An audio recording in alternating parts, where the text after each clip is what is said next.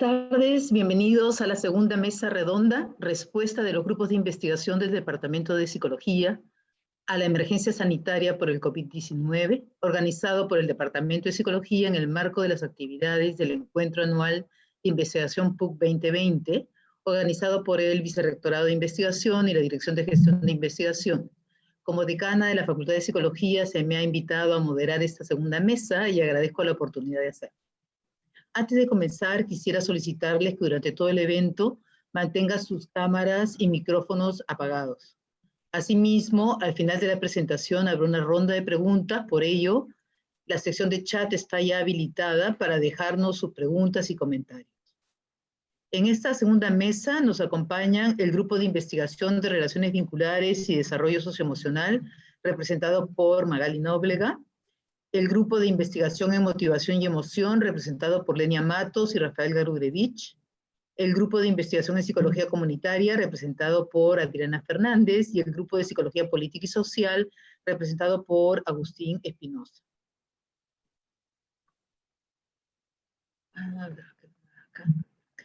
La doctora Magali Nóblega es doctora en Psicología, profesora principal del Departamento de Psicología de la Pontificia Universidad Católica del Perú, coordinadora del Grupo de Investigación, Relaciones Vinculares y Desarrollo Socioemocional. Es investigadora en Psicología del Desarrollo, especializada en el desarrollo socioemocional del niño en el contexto de las relaciones con sus cuidadores y de su cultura. Consultora de proyectos, programas y políticas en desarrollo infantil temprano, así como el diseño y validación de instrumentos de medición cuantitativa del DIP, desarrollo infantil temprano. La doctora Lenia Matos es doctora en Psicología por la Universidad Católica de Lovaina, Bélgica, profesora principal de la Pontificia Universidad Católica del Perú, directora del doctorado en Psicología, miembro del Comité Consultivo del Vicerrectorado de Investigación y coordinadora del Grupo de Investigación en Motivación y Emoción de la PUC. Sus últimas publicaciones y presentaciones en congresos nacionales e internacionales se han concentrado en el estudio de la teoría de la autodeterminación y la teoría de las metas de logro en diferentes contextos, educativo, organizacional, salud, deportivo, entre otros. El doctor Rafael Garurevich es doctor en Psicología por la Universidad Católica de Lovaina, de Bélgica. Actualmente es profesor asociado del Departamento de Psicología y forma parte del Grupo de Investigación en Motivación y Emoción. Sus intereses de investigación están relacionados a la aplicación de la teoría de la autodeterminación en diferentes contextos familiares, educativos, deportivos, otros, y en temas como los estilos de crianza, la regulación emocional, el crecimiento postraumático y las consecuencias psicológicas de los desastres. La magíster Adriana Fernández es magíster en Psicología Comunitaria y licenciada en Psicología con mención en Psicología Clínica por la Universidad Católica del Perú, docente ordinaria y a tiempo completo del Departamento de Psicología de la PUC, e investigadora miembro de los grupos de investigación en Psicología Forense y Penitenciaria, Psicología Comunitaria y en Estudios de Género de la PUC. Especializada en investigación aplicada en temas de violencia de género, identidad de género, diversidad sexual, salud mental comunitaria y criminología. El doctor Agustín Espinosa es licenciado en Psicología Social por la Universidad Católica del Perú, doctor en Psicología Social por la Universidad del País Vasco, en España, docente e investigador del Departamento de Psicología de la PUC y coordinador del Grupo de Psicología Política y Social de esta universidad. Ha realizado su investigación postdoctoral en la Pontificia Universidad Católica de Sao Paulo, en Brasil, e investiga temas de psicología social y psicología política vinculados a procesos de construcción de identidades colectivas y relaciones intergrupales. Cada uno de los ponentes tiene 20 minutos para realizar su presentación. Cuando falten 5 minutos, les estaremos indicando verbalmente el tiempo que queda y cuando el tiempo ha concluido. Luego de la presentación de todos los y las ponentes, pasaremos a la ronda de preguntas. Entonces, Magali, te doy la palabra para que puedas iniciar tu presentación, evaluación continua del impacto de la COVID-19 en el desarrollo de niñas y niños menores de 6 años. Investigación, intervención e incidencia política. Bienvenida. Muy buenas tardes con todas y todos, y agradeciendo el espacio generado, digamos, a partir de la DGI, que nos permite el poder mostrar lo que ha sido la respuesta de los diferentes grupos de investigación en este momento de la pandemia. En particular, lo que voy a mostrarles a continuación es una de las actividades que hemos realizado como para poder ver, de realizar una evaluación continua del impacto de la COVID en el desarrollo de niñas y niñas menores de 6 años. En realidad, digamos, esta propuesta ha sido trabajada de manera conjunta con la Fundación Baltasar y Nicolás, una asociación, digamos, de la sociedad civil que tiene trabajo con familias de niños menores de 3 años, y Coopera Infancia, que es una organización que agrupa a diferentes organismos que trabajan también para la infancia. Y el apoyo, estos 3 pilares ha sido decisivo, como les voy a comentar en la realización de esta encuesta. Entonces, a ver, ¿qué es lo que surge? Surge aquí como una necesidad de poder evaluar de manera continua cuál es el impacto que estaría teniendo la COVID-19 en indicadores específicos del desarrollo de niñas y niños menores de 6 años y factores asociados. Principalmente nos referimos a los factores asociados como aquellos que están vinculados a la salud del cuidador, dado que sabemos que la pandemia impacta en los niños principalmente a través del cuidador. La idea es no solamente mapear, digamos, indicadores generales, sino también tener impacto diferencial en familias que por alguna condición en particular, más allá del nivel socioeconómico, podrían representar alguna condición de vulnerabilidad social. Por ejemplo, en la encuesta se tienen datos en relación a que si en la familia hay o no hay un niño con discapacidad. Entonces, lo que queremos saber también es si es que los indicadores globales muestran, digamos, una diferencia con indicadores específicos de determinados grupos. O, por ejemplo, si es que hay la pérdida del trabajo por parte del cuidador, si es que ha habido la presencia de enfermedad de COVID en la familia cercana. De esa manera queremos identificar estos puntos de vulnerabilidad. ¿Con qué objetivo? Lo importante de esta encuesta y de la propuesta que nos llamaron, digamos, específicamente la Fundación Baltasar y Nicolás para poder realizarla, es que no se quedaba solamente en generar el dato. Nosotros generamos el dato de manera continua, además que es reportado por las familias. ¿Por qué digo esto? Porque la idea es que ahora ya se llevó a cabo la primera encuesta, que nosotros podamos replicar periódicamente la encuesta como para poder tener un poco el seguimiento de lo que va pasando con estos indicadores, y al mismo tiempo la idea es el de poder dar la voz a las familias de tal manera que ellos y ellas nos reporten específicamente cuáles son las necesidades que están teniendo en este periodo. ¿Qué es lo que se va a hacer con esta información? La idea es que, aparte de lo que puede ser lo que normalmente como grupo de investigación haríamos, que sería un informe técnico, pueda haber informes comunicacionales que traten de transmitir los resultados más importantes o aquellos que por alguna razón tengan mayor impacto en espacios de discusión con gestores de políticas, programas y proyectos. ¿Para qué? Para poder incidir directamente en las decisiones a favor de la infancia, tomando en cuenta la perspectiva de las familias usuarias. De la misma manera, el otro componente que tiene esta entrevista es que a partir de los resultados se van a diseñar mensajes específicos para las familias, de tal manera que haya infografías que traten de impulsar buenas prácticas para que sigan propiciando el desarrollo de niñas y niños, considerando sus propias necesidades en este contexto de pandemia. Entonces, lo que decía hace un momento es que más allá de hacer la investigación per se, es una investigación que une lo que puede ser una intervención de tipo poblacional a través de las infografías de las familias y también una investigación que busca incidir directamente en el tema de políticas basadas en la evidencia y en este caso desde la perspectiva de las familias usuarias. Entonces, para poder lograr esto, hemos hecho un equipo responsable que tiene 3 ejes. Un primer eje, estamos nosotros como representantes de la academia, representantes de la universidad, quienes de la mano de un comité de expertos nos dedicamos a realizar el diseño y la implementación de esta encuesta en una plataforma virtual y procesar la información recolectada, generando los indicadores y elaborando informes técnicos.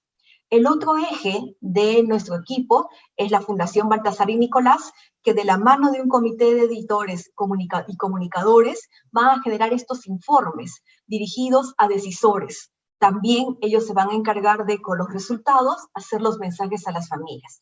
Y finalmente, el tercer pilar de este proyecto es la red Coopera Infancia, quien, junto a un comité de incidencia, tiene dos funciones. Uno, la de poder, digamos, ayudarnos a congregar a las participantes y los participantes en la encuesta, por un lado, pero por otro lado, y considero que es mucho más importante aún, es generar espacios de discusión en las personas que realmente tienen a su cargo proyectos y políticas en torno a la infancia, como para poder discutir los resultados. Entonces, en ese sentido, triangulamos el equipo, pero al mismo tiempo tenemos tres tipos de informes. Un técnico, que es el más típico académico, uno de incidencia, que tiene un corte comunicacional, como para poder mostrar los resultados más saltantes para impulsar acciones, y las infografías, que tienen los mensajes claves a las familias a partir de los resultados. Entonces pensamos que es una propuesta completa, porque genera el dato, pero el dato sirve para algo, no se queda solamente en un reporte, sino que se va plasmando en elementos concretos de intervención. Entonces, para eso nos encargaron de realizar el estudio. Hemos diseñado un estudio de corte epidemiológico cuantitativo, construyendo una encuesta virtual ad hoc. Pensamos tener 12 versiones de la misma, ya salió la primera. En esta presentación les voy a presentar los resultados de esa primera versión de la encuesta. Y la idea es que periódicamente vamos a ir, digamos, aplicando la encuesta, que tiene una parte fija y una parte variable. La parte fija, la idea es que pueda darnos como la variación de ciertos indicadores en diferentes momentos de la pandemia y post-pandemia. Mientras que la parte variable nos permite el de poder ir colocando temas de interés de acuerdo a lo que puede ser la necesidad que surge en el país. Para poder lograr esto, tenemos dos tipos de participantes, ocasionales y recurrentes. Los ocasionales son los que responden una sola vez a la encuesta y responden a la encuesta que en ese momento está en curso. Normalmente los captamos a través de redes sociales, mientras que los recurrentes son las familias usuarias de los servicios de los programas de desarrollo infantil con quienes estamos trabajando como aliados, quienes responden quincenalmente o con la periodicidad que se vaya a sacar la misma, la encuesta, como para poder seguir también longitudinalmente a un mismo grupo, que además es un grupo de mayor vulnerabilidad, porque normalmente está conformado por un nivel socioeconómico D. En ese sentido, tenemos un resultado que es unos cortes, digamos, o fotos que nos reflejan la situación en diferentes momentos de la pandemia, y además del seguimiento longitudinal a este grupo de participantes recurrentes. ¿Cómo hemos construido el instrumento? En realidad, este proyecto se inspira en un proyecto que se llama RAPID-EC, que viene de la Universidad de Oregon. Digamos, este proyecto es, digamos, conocido por OPS, y es OPS quien trae la iniciativa de poder realizarlo en contexto latinoamericano. Ahí se contactan con la fundación, y la fundación se contacta con nosotros para poder construir el instrumento. Entonces, tenemos como insumo inicial la revisión de las versiones de la Universidad de Oregon, específicamente las del 4 y 18 de mayo. Nos reunimos con el equipo de esta universidad para poder despejar dudas de detalles metodológicos de la misma, y luego hicimos una apropiación, digamos, de la encuesta al contexto peruano, seleccionando las áreas prioritarias para nuestro contexto, para nuestra realidad de la pandemia, complementando además con indicadores generados por IOP o INEI, que son también adecuados para nuestra realidad, y es así que surgen las primeras versiones. Esas primeras versiones pasa por un piloto específicamente para medir el tiempo, porque es un elemento que nos preocupaba bastante en relación a la cantidad de tiempo que podía tomar, especialmente si era virtual y era dirigido a niveles socioeconómicos CD. Entonces nos tomamos el tiempo para ello, realizamos la revisión por parte del comité de expertos, que les comenté anteriormente que también son parte del equipo, y finalmente hay una redacción por parte de operadores de salud para poder ir ajustando mucho más el lenguaje. Realizamos un segundo piloto, sobre todo con las preguntas de contenido más abstracto, como para poder realmente, digamos, verificar que las personas de la población objetivo entienden lo que nosotros queremos preguntar. A lo largo de todo este proceso ha habido una constante revisión por parte del equipo PUC en conjunto con el equipo de la Fundación, y ha sido como una iteración para poder ir armando la primera versión de la encuesta. Esta primera versión, como les decía, digamos, bueno, en realidad es de autorreporte, está alojada en un link. Utilizamos un dispositivo electrónico, un celular, una tablet o una computadora para poder contestar. Toda la información se aloja en un servidor virtual de plataforma SurveyMonkey. En esos pilotos detectamos que el tiempo de aplicación, dependiendo del nivel de instrucción, demora entre 17 y 30 minutos, y luego, entonces así es que ya tenemos esta versión inicial. La versión inicial, la versión 1 que ya salió y de la cual ya tenemos los resultados, tiene una sección de datos sociodemográficos, una sección de indicadores del desarrollo de niñas y niños, y la otra de factores asociados a este desarrollo de niños y niños, principalmente centrado en los cuidadores. Profesora, Entonces, le quedan 5 minutos. Perdóname, estoy en 10 minutos, de acuerdo al contador. Sí, perdón, disculpe. 10 minutos. Me queda 10 minutos, ¿no es cierto? Sí. Sí, ok. Participantes, niñas y niños entre 6 meses y 6 años, a través de los cuidadores. Inicialmente queríamos tener un alcance de residentes de Lima y Callao que pertenezcan a niveles B, C y D. Nuestra proyección es de un alcance a nivel nacional que va a estar, digamos, en función de los diferentes aliados que estamos consiguiendo poco a poco. O sea, por ejemplo, para la segunda versión ya se unió la Municipalidad de Lima, lo cual nos asegura una mayor cantidad de respuestas. ¿Quién responde? Un cuidador. Adulto, padre, madre, otro familiar o no familiar que esté cuidando directamente a un niño menor de 6 años y que él reporte que realiza este cuidado. Solamente se excluyen a quienes trabajan, a quienes tienen por trabajo remunerado el de cuidar a un niño.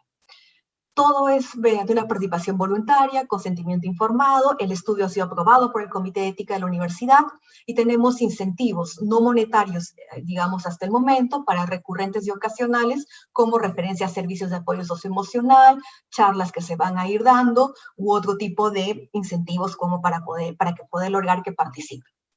Entonces, el primer recojo de información se realizó del 26 de septiembre al 12 de octubre. La idea es esa, que durante 2 semanas esté circulando la encuesta. En ese periodo logramos tener 1.443 respuestas, lo cual nos pareció un N muy interesante. Sin embargo, debido a que teníamos un diseño muestral específico y queríamos mapear proporcionalmente y con un mínimo que nos asegure cierta representatividad con las limitaciones del caso que no son familias probabilísticamente seleccionadas, es que ese diseño muestral nos llevó a que tengamos que cubrir por lo menos 680 participantes. Y logramos tener ese mínimo, sacando todos los que, por ejemplo, contestaron muchos de provincia. Nosotros no teníamos ese alcance inicial, pero como se distribuyó por redes, digamos, logramos tener 300 respuestas por parte de provincias.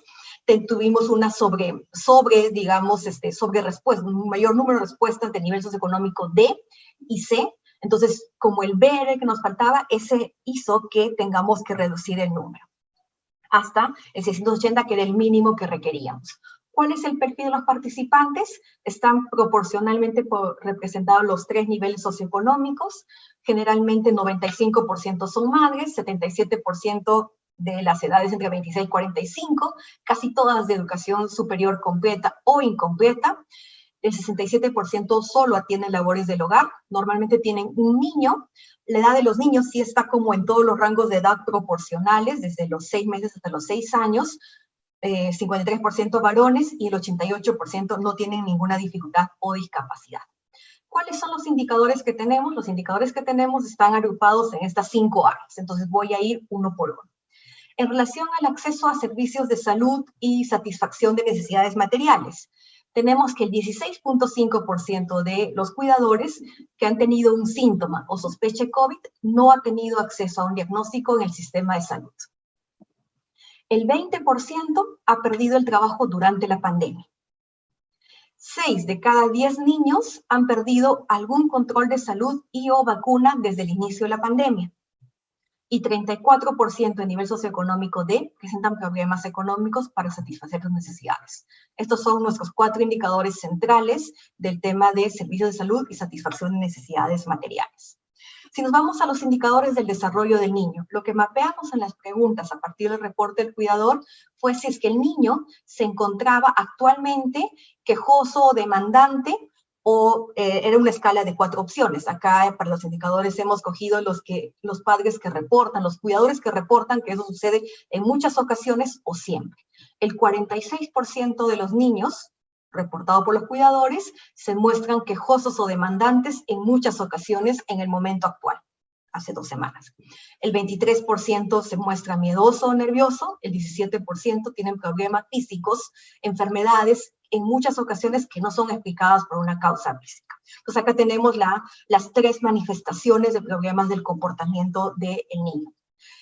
Un dato interesante que tenemos para todos, pero solamente he seleccionado para algunos, es que este 46%, perdón, que el 41% de los niños incrementó su nivel de ser quejoso y demandante a raíz de la pandemia. O sea, tenemos los indicadores. ¿Qué sucede actualmente y cuál ha sido el cambio comparando antes y después de la pandemia? El 43% de cuidadores se encuentra muy preocupado por el aprendizaje o desarrollo de su niño y el 37% lo está por algún aspecto de su comportamiento. En relación al comportamiento parental, tenemos que el 30% de los cuidadores en muy pocas ocasiones comparte tiempo de juego con su niño.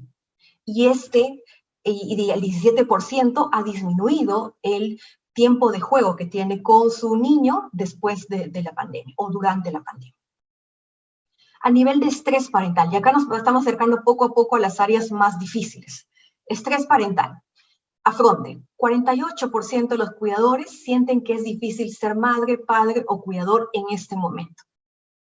El 49% siente que no maneja bien las tareas del cuidado y crianza en este momento. Y el 30% siente que es difícil manejar pataletas y berrinches de los niños. En cuanto al soporte, el 33% de los cuidadores en muchas ocasiones se siente solo en su labor parental. El 19% no comparte la crianza y cuidado con otro miembro del hogar.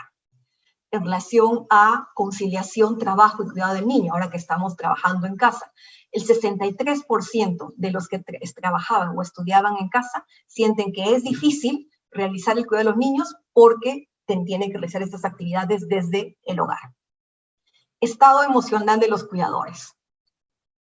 El 39% de los cuidadores tienen un indicador de ansiedad, que puede ser o se siente nervioso, ansioso o con nervios de punta, o no puede dejar de pensar en los problemas.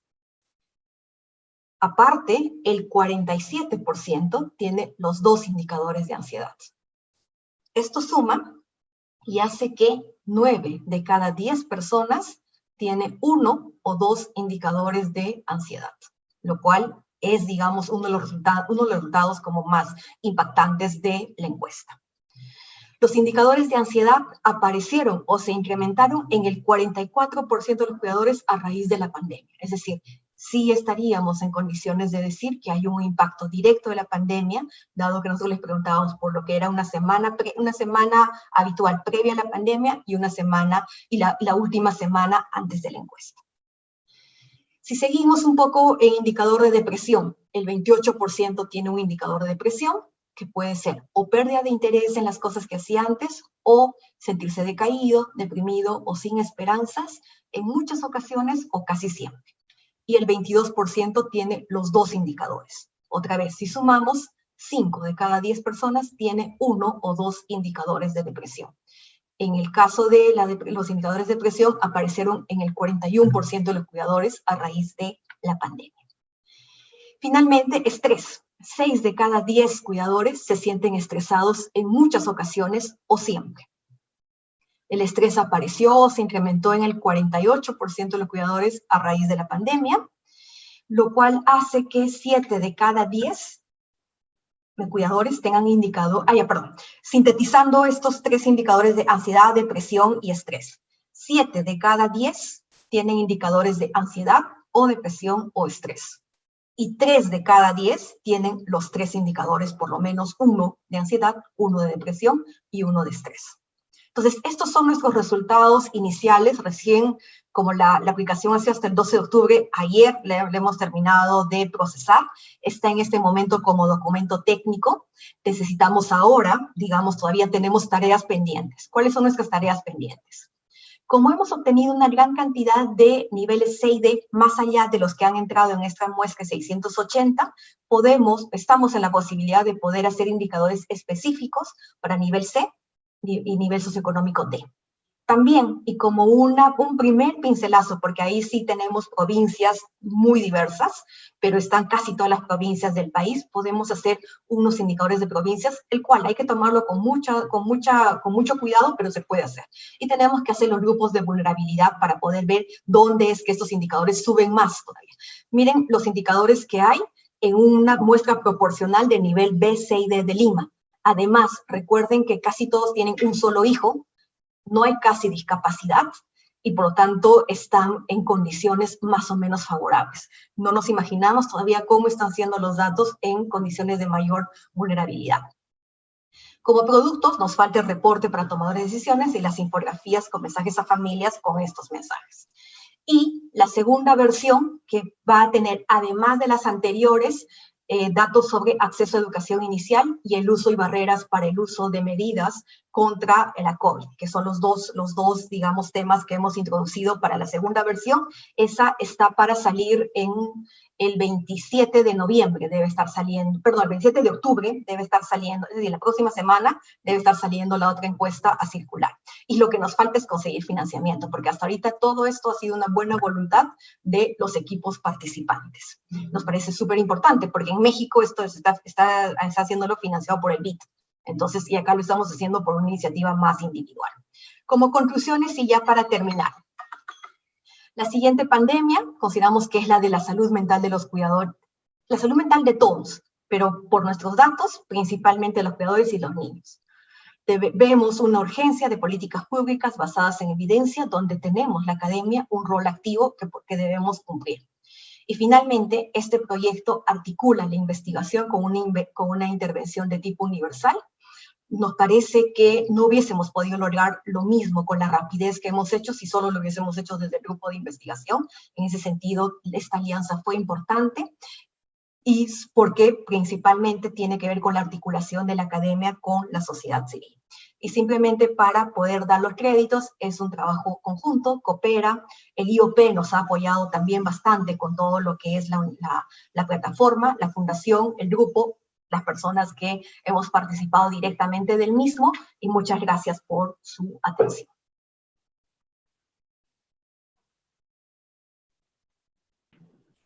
Muchas gracias, Magali. Ahora le cedo la palabra a Lenia y a Rafael para que nos hablen de motivación en tiempos de pandemia, ¿sí?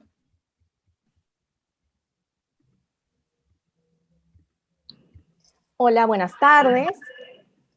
Bueno, yo les voy a contar lo que estamos haciendo ahora en el grupo de motivación y emoción, y este es un trabajo que estamos realizando en equipo, y bueno, ahí estamos los miembros, y también con discusiones y colaboración con otros investigadores, como aparecen ahí, tanto de Bélgica como Estados Unidos y de Israel.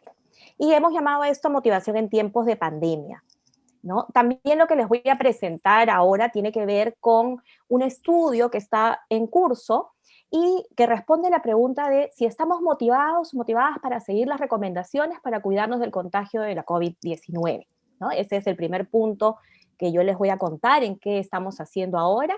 Igual como comentó Magali, es un estudio, son resultados preliminares, hemos empezado a recoger y todavía estamos en ese proceso.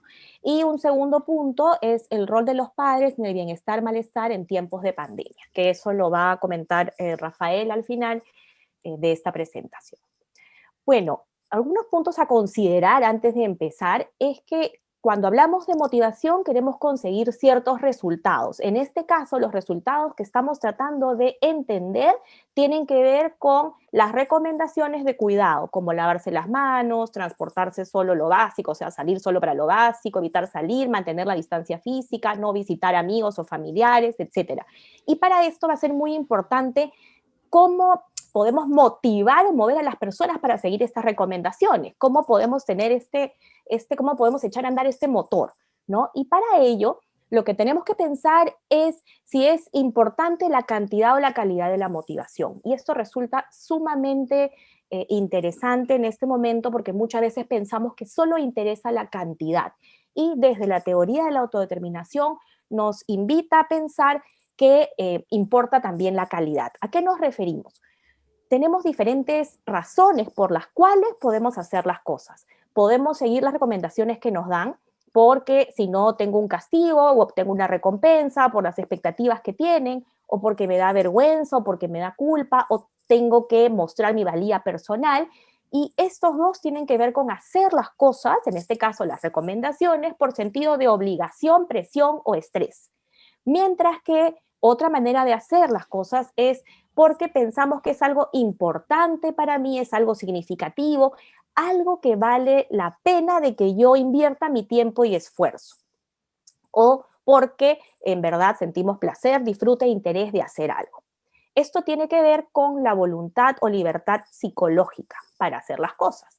Mientras que en un sentido de obligación, presión y estrés tiene que ver con el yo tengo que hacer algo, debo hacer algo, en la siguiente es yo quiero o yo acepto voluntariamente hacer algo.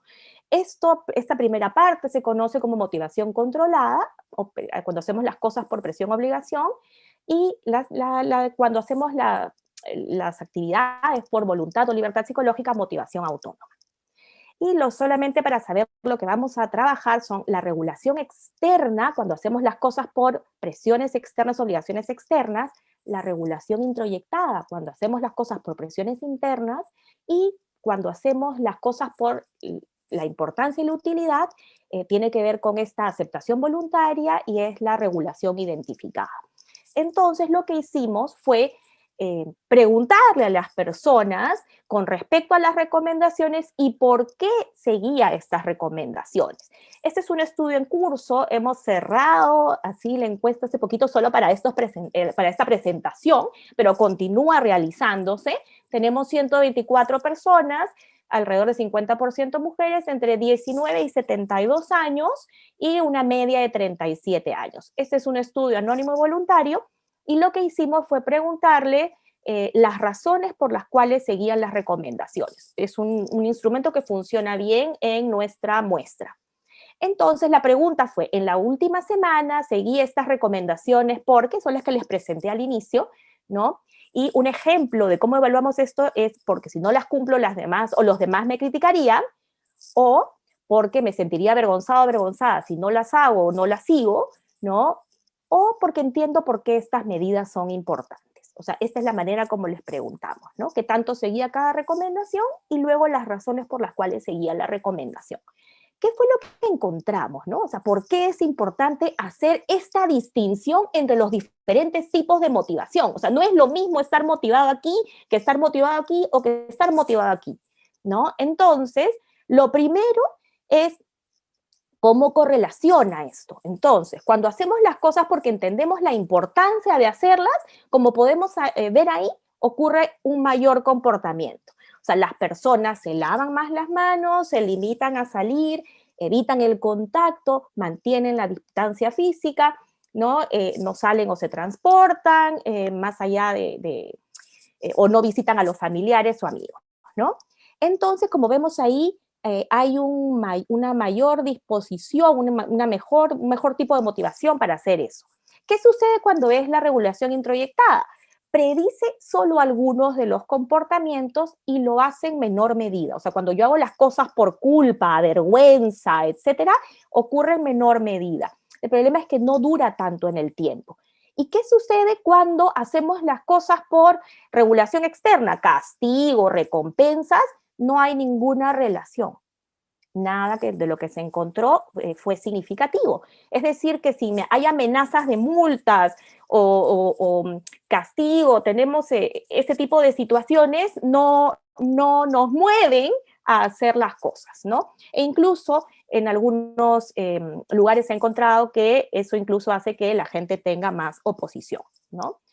Luego, lo mismo, haciendo una regresión para ver cuál predice, si ponemos a los tres tipos de motivación juntos, regulación de comportamiento juntos, como podemos ver aquí, es la regulación en la que se destaca la importancia, la que obtiene los mejores resultados, ¿no? Así que si queremos promover que las personas cumplan con estas recomendaciones, es sumamente importante hacer que las personas interioricen la importancia de hacerlo, brindar mucha información, ¿no? Para que las personas puedan realmente hacer esto. Es la mejor manera, es el mejor tipo tipo de motivación.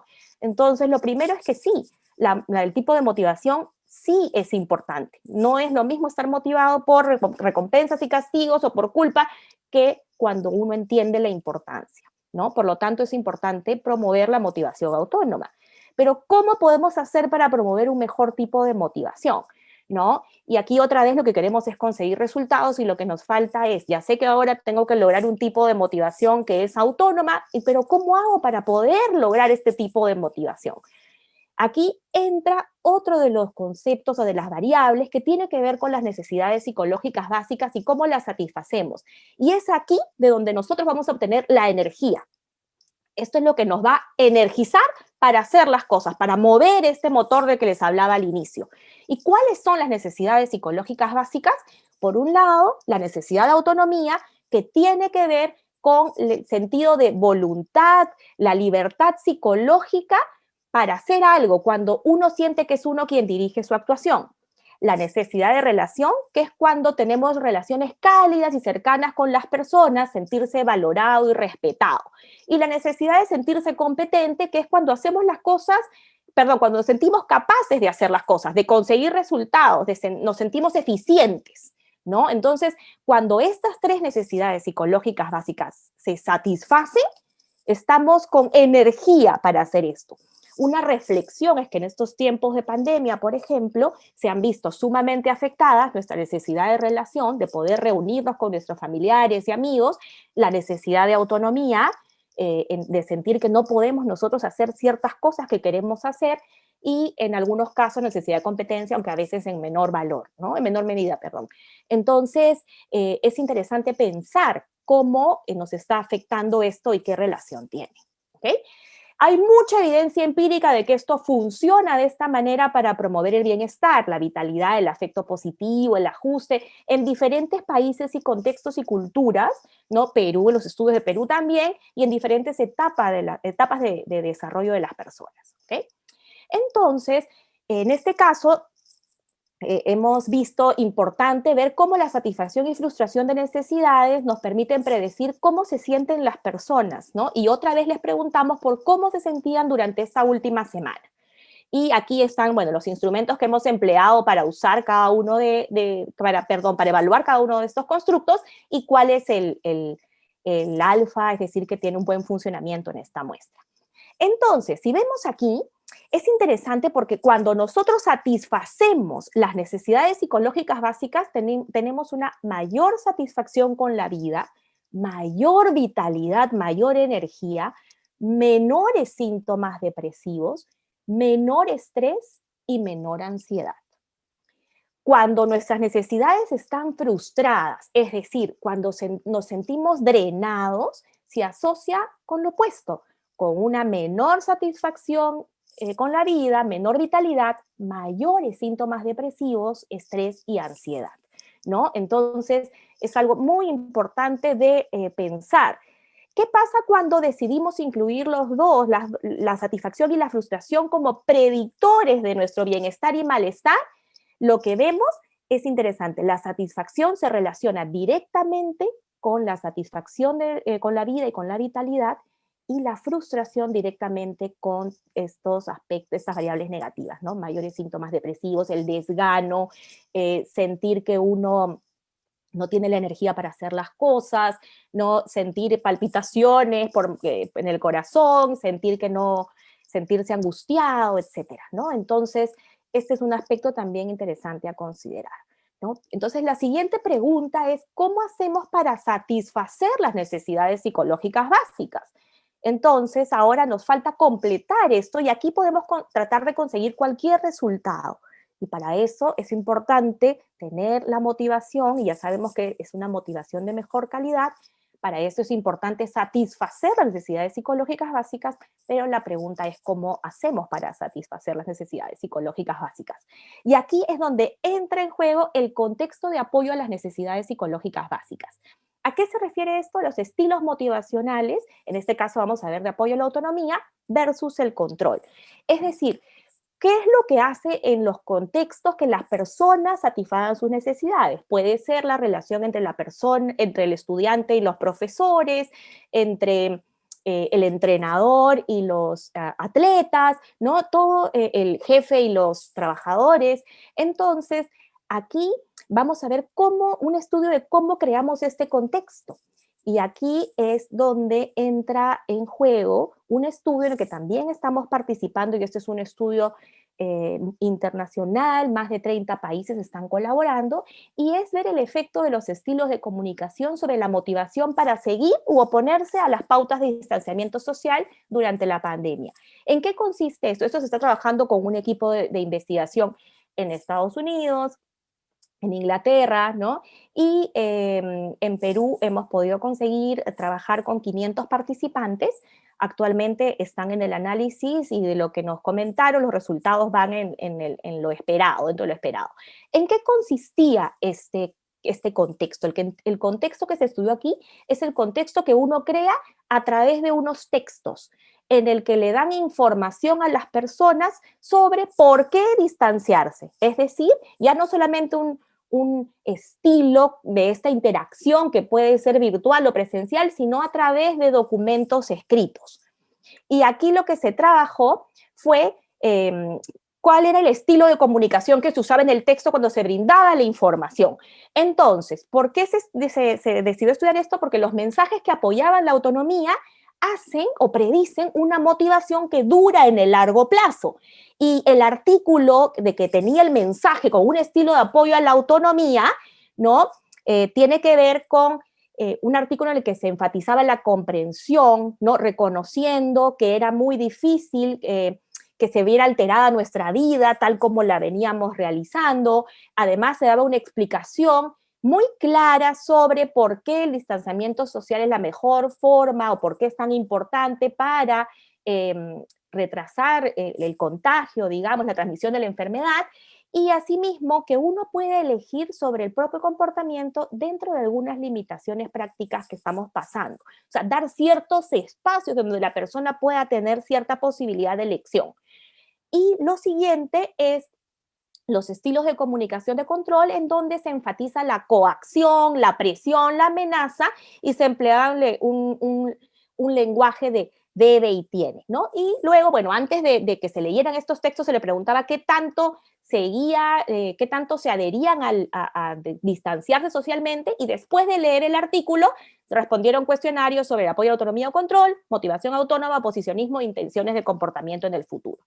Como les comentaba, los resultados están yendo en el sentido que efectivamente los mensajes de apoyo a la autonomía, un contexto de apoyo a la autonomía, incluso en un texto escrito, favorece la adherencia a las recomendaciones para prevenir la COVID-19. Y solo para terminar mi parte, ya para darle paso a Rafael, que es en lugar de preguntar cómo puedo motivar a las personas, es mejor preguntarnos cómo puedo crear las condiciones para que las personas se motiven a sí mismas. ¿Y cuáles son esas condiciones? Las condiciones de un contexto de apoyo a las necesidades psicológicas básicas. Muy bien.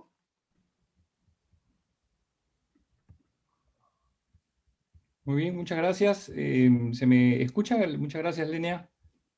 Espero que sí. Ok, muchas gracias. Yo voy a continuar, Yo voy a continuar ahora con un estudio sobre algunos de los aspectos que ha comentado Lenia. Lenia ha hablado sobre el apoyo a la autonomía, ha hablado de los contextos. Yo voy a hablar sobre una de los contextos donde la teoría de la autodeterminación trabaja mucho, que es el contexto familiar, el contexto de los padres, de la parentalidad.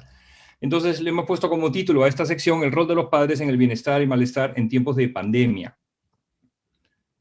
Un momento, que no me funciona. Aquí está. Ok.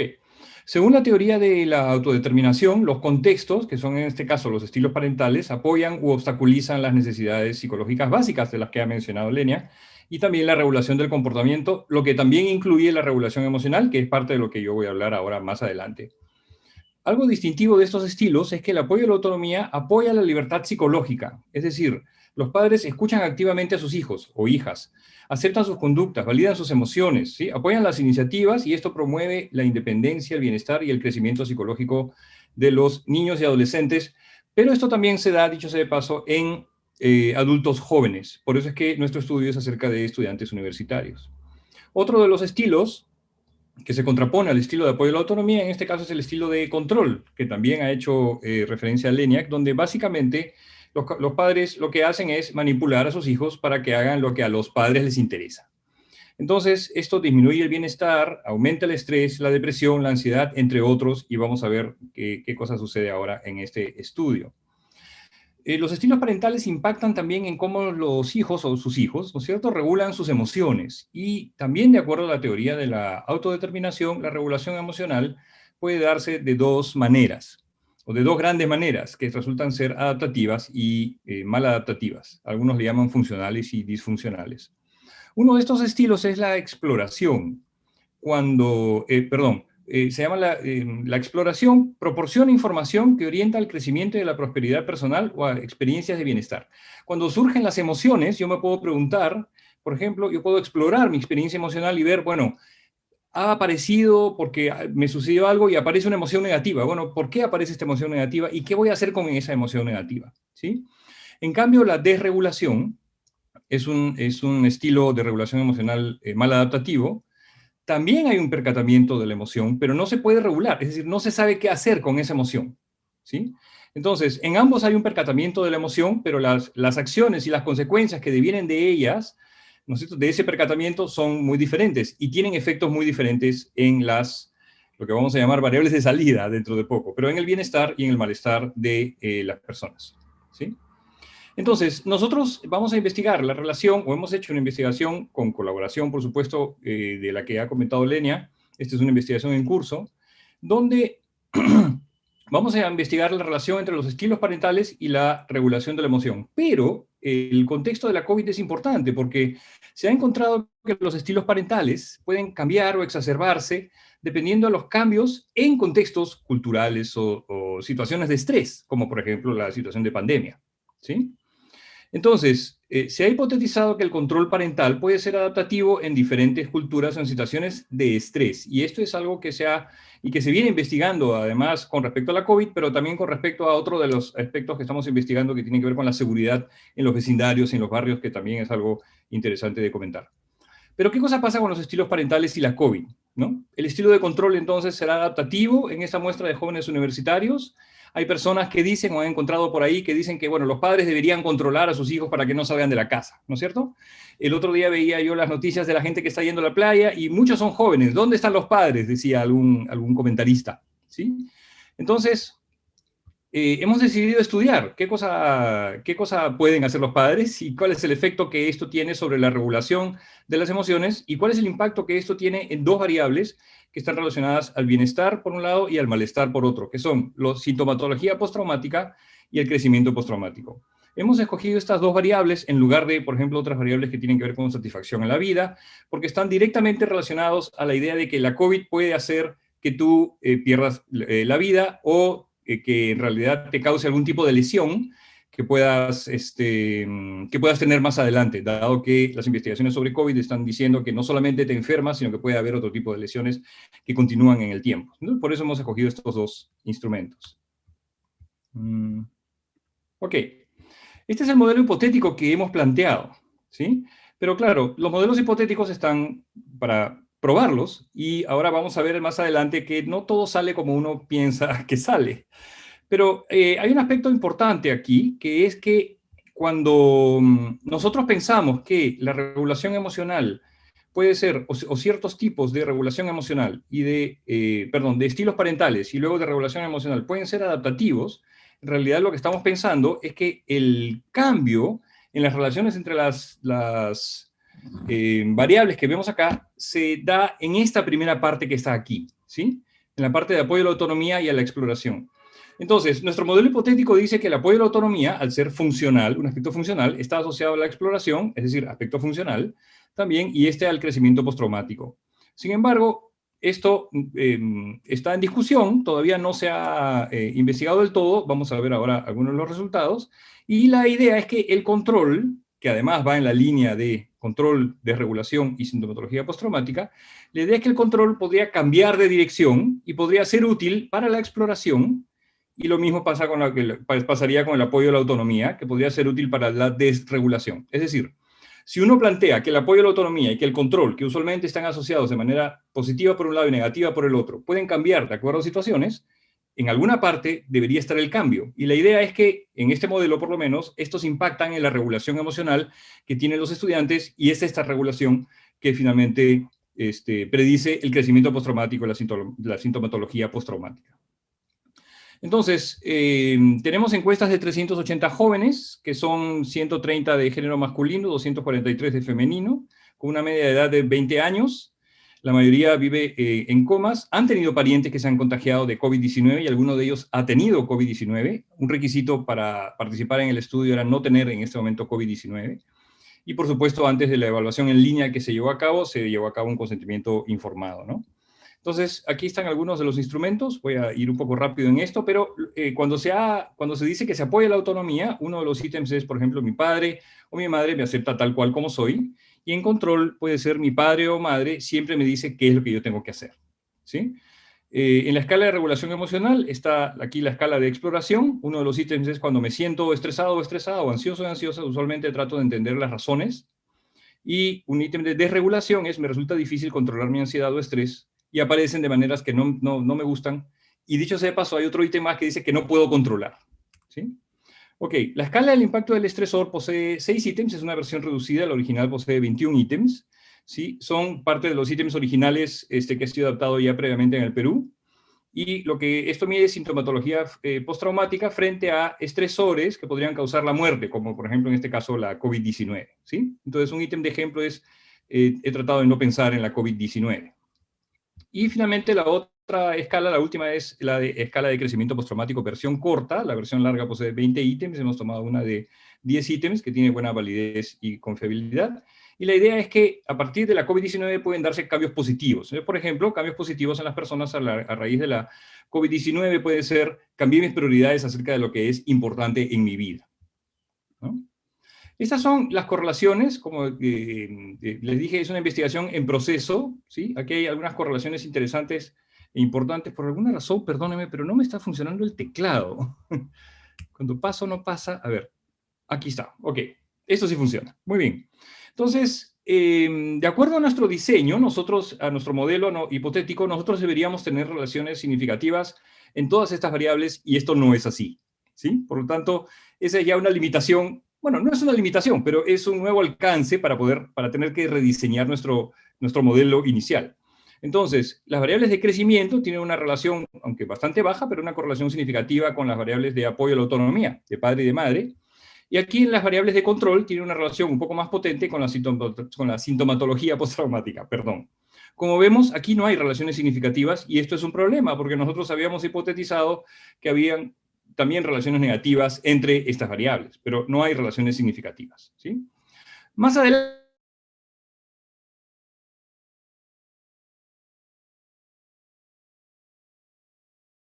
con el apoyo a la autonomía, pero no tienen ninguna con el control, ¿sí? Ninguna con el control. Y además, la desregulación tiene asociaciones positivas con el control, pero no tiene asociaciones positivas con el apoyo a la autonomía, ¿sí? Las correlaciones entre apoyo del padre y apoyo y madre son significativas, aunque son más potentes en el caso de padre y madre con respecto a control. Ok. Los modelos entonces han tenido que ser reespecificados, y hemos hecho modelos por separado. Ya no podíamos hacer un solo modelo junto, porque una base para poder establecer modelos es que las relaciones necesita haber correlaciones para poder seguir adelante con modelos que sean, digamos, de corte un poco más explicativos, ¿sí? Y estos son los dos grandes modelos que hicimos por separado. En todos los casos hay una relación importante entre las tres variables. Los modelos se han hecho por separado para padre y madre.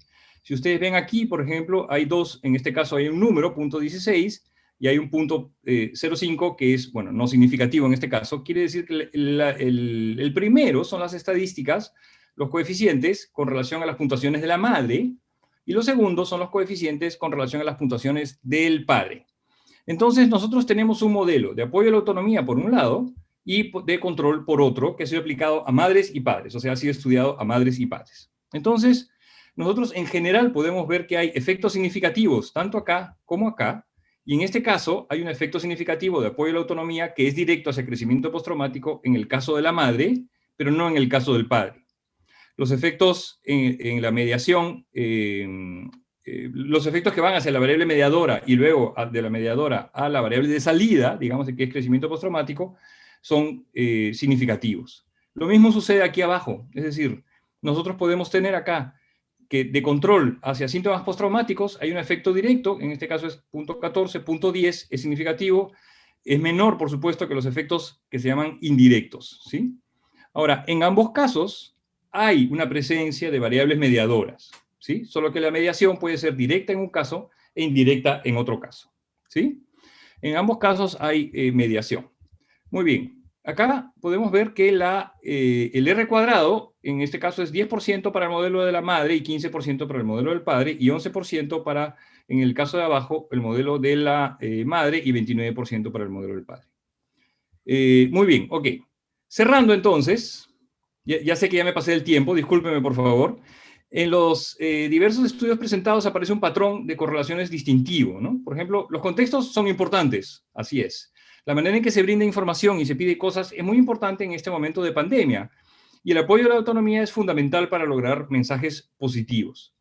Otro aspecto importante que se ha mostrado en las presentaciones que ha hecho Lenia y, bueno, y ahora con los resultados que yo he presentado es que la motivación y la regulación controlada, ¿no es cierto?, conductual y también emocional, lleva a consecuencias negativas o a la inacción, ¿sí? Entonces, creo que hay que tomar en cuenta no solamente, claro, los resultados de estos estudios, pero hay que seguir estudiando las relaciones entre las variables para saber en realidad qué cosa es lo que está sucediendo con los adolescentes y los adolescentes jóvenes en este momento de pandemia. Y eso es todo. Muchísimas gracias por su atención y disculpen que me haya pasado el tiempo. Gracias. Gracias, Rafael. Gracias, Lenia. Invito ahora a Adriana a hablar sobre el COVID-19 y las acciones del Grupo de Investigación en Psicología Comunitaria. Muchas gracias, Cheri. Voy a compartir mi pantalla.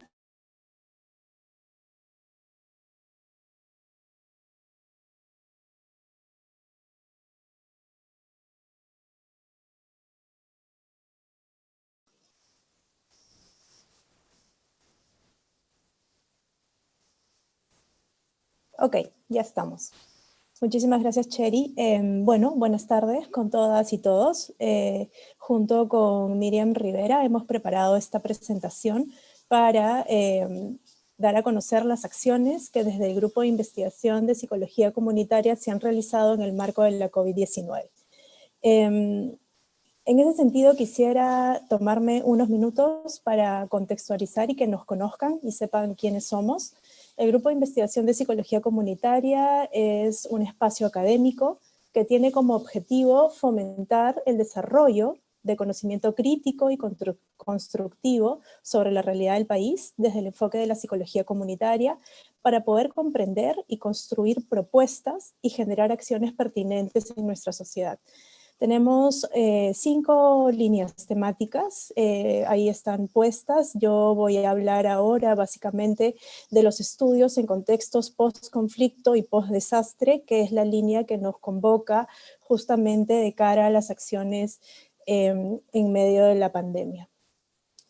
Como antecedentes, quisiera comentar que como grupo tenemos una amplia trayectoria investigativa en situaciones de emergencia y desastres desde la experiencia de trabajo, ¿no? Hemos podido participar de brigadas psicológicas, tanto en el terremoto de Arequipa del 2001, el terremoto de Pisco del 2007, y las inundaciones en el sur de nuestro país, el fenómeno del Niño Costero del 2017, que azotó Tumbes y Piura. También tenemos un amplio trabajo con poblaciones en situación de vulnerabilidad, sobre todo con refugiados venezolanos y también mujeres afectadas por la violencia basada en género. Todo este trabajo acumulado de varios años nos ha llevado a generar aspectos conceptuales y metodológicos para el trabajo en situaciones de emergencia y desastres. Y con eso quiero comenzar, para poder entender en el marco de qué se realizan nuestras acciones ahora en la situación de crisis mundial sanitaria. Los aspectos conceptuales para el trabajo en situaciones de emergencia, de hecho nosotros hemos podido integrar nuestras reflexiones desde la acción en un capítulo titulado Desastres y Postdesastres, lecciones y retos desde la psicología comunitaria, publicado en el Handbook de Psicología Comunitaria para Emergencias y Desastres, Y en esta publicación planteamos modelos de intervención en contextos de desastre donde se plantean acciones con la comunidad, donde se prioriza, como podemos observar aquí, el fortalecimiento comunitario, tomando en cuenta además los enfoques de inclusión y diversidad y la promoción de la participación desde el nivel local. Además, en este modelo se plantean también acciones realizadas en contexto de emergencia y desastres, tienen que estar vinculadas con políticas públicas como meta, que acompañen y trasciendan las acciones de fortalecimiento comunitario, así como también acciones de generación de conocimiento en diálogo directo con la praxis. Otro aporte del grupo que dialoga además con los consensos internacionales para la respuesta en situaciones de emergencia y desastres es esta publicación de la guía del IASC sobre salud mental y apoyo psicosocial en emergencias humanitarias.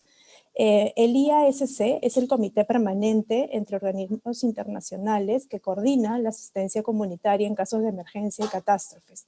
En esta publicación se incluyen principios para la acción de la emergencia comunitaria, entre ellos la equidad y los derechos humanos, la participación y la movilización comunitaria, el principio de ante todo no dañar, el hecho de fortalecer los recursos y las capacidades a nivel local, a niveles locales, la acción coordinada intersectorial, que es fundamental, la acción multinivel en salud mental y apoyo psicosocial, que tiene que ver con una respuesta integrada en atención especializada, focalizada, soporte a las familias y a la comunidad, y también la atención de necesidades básicas de seguridad.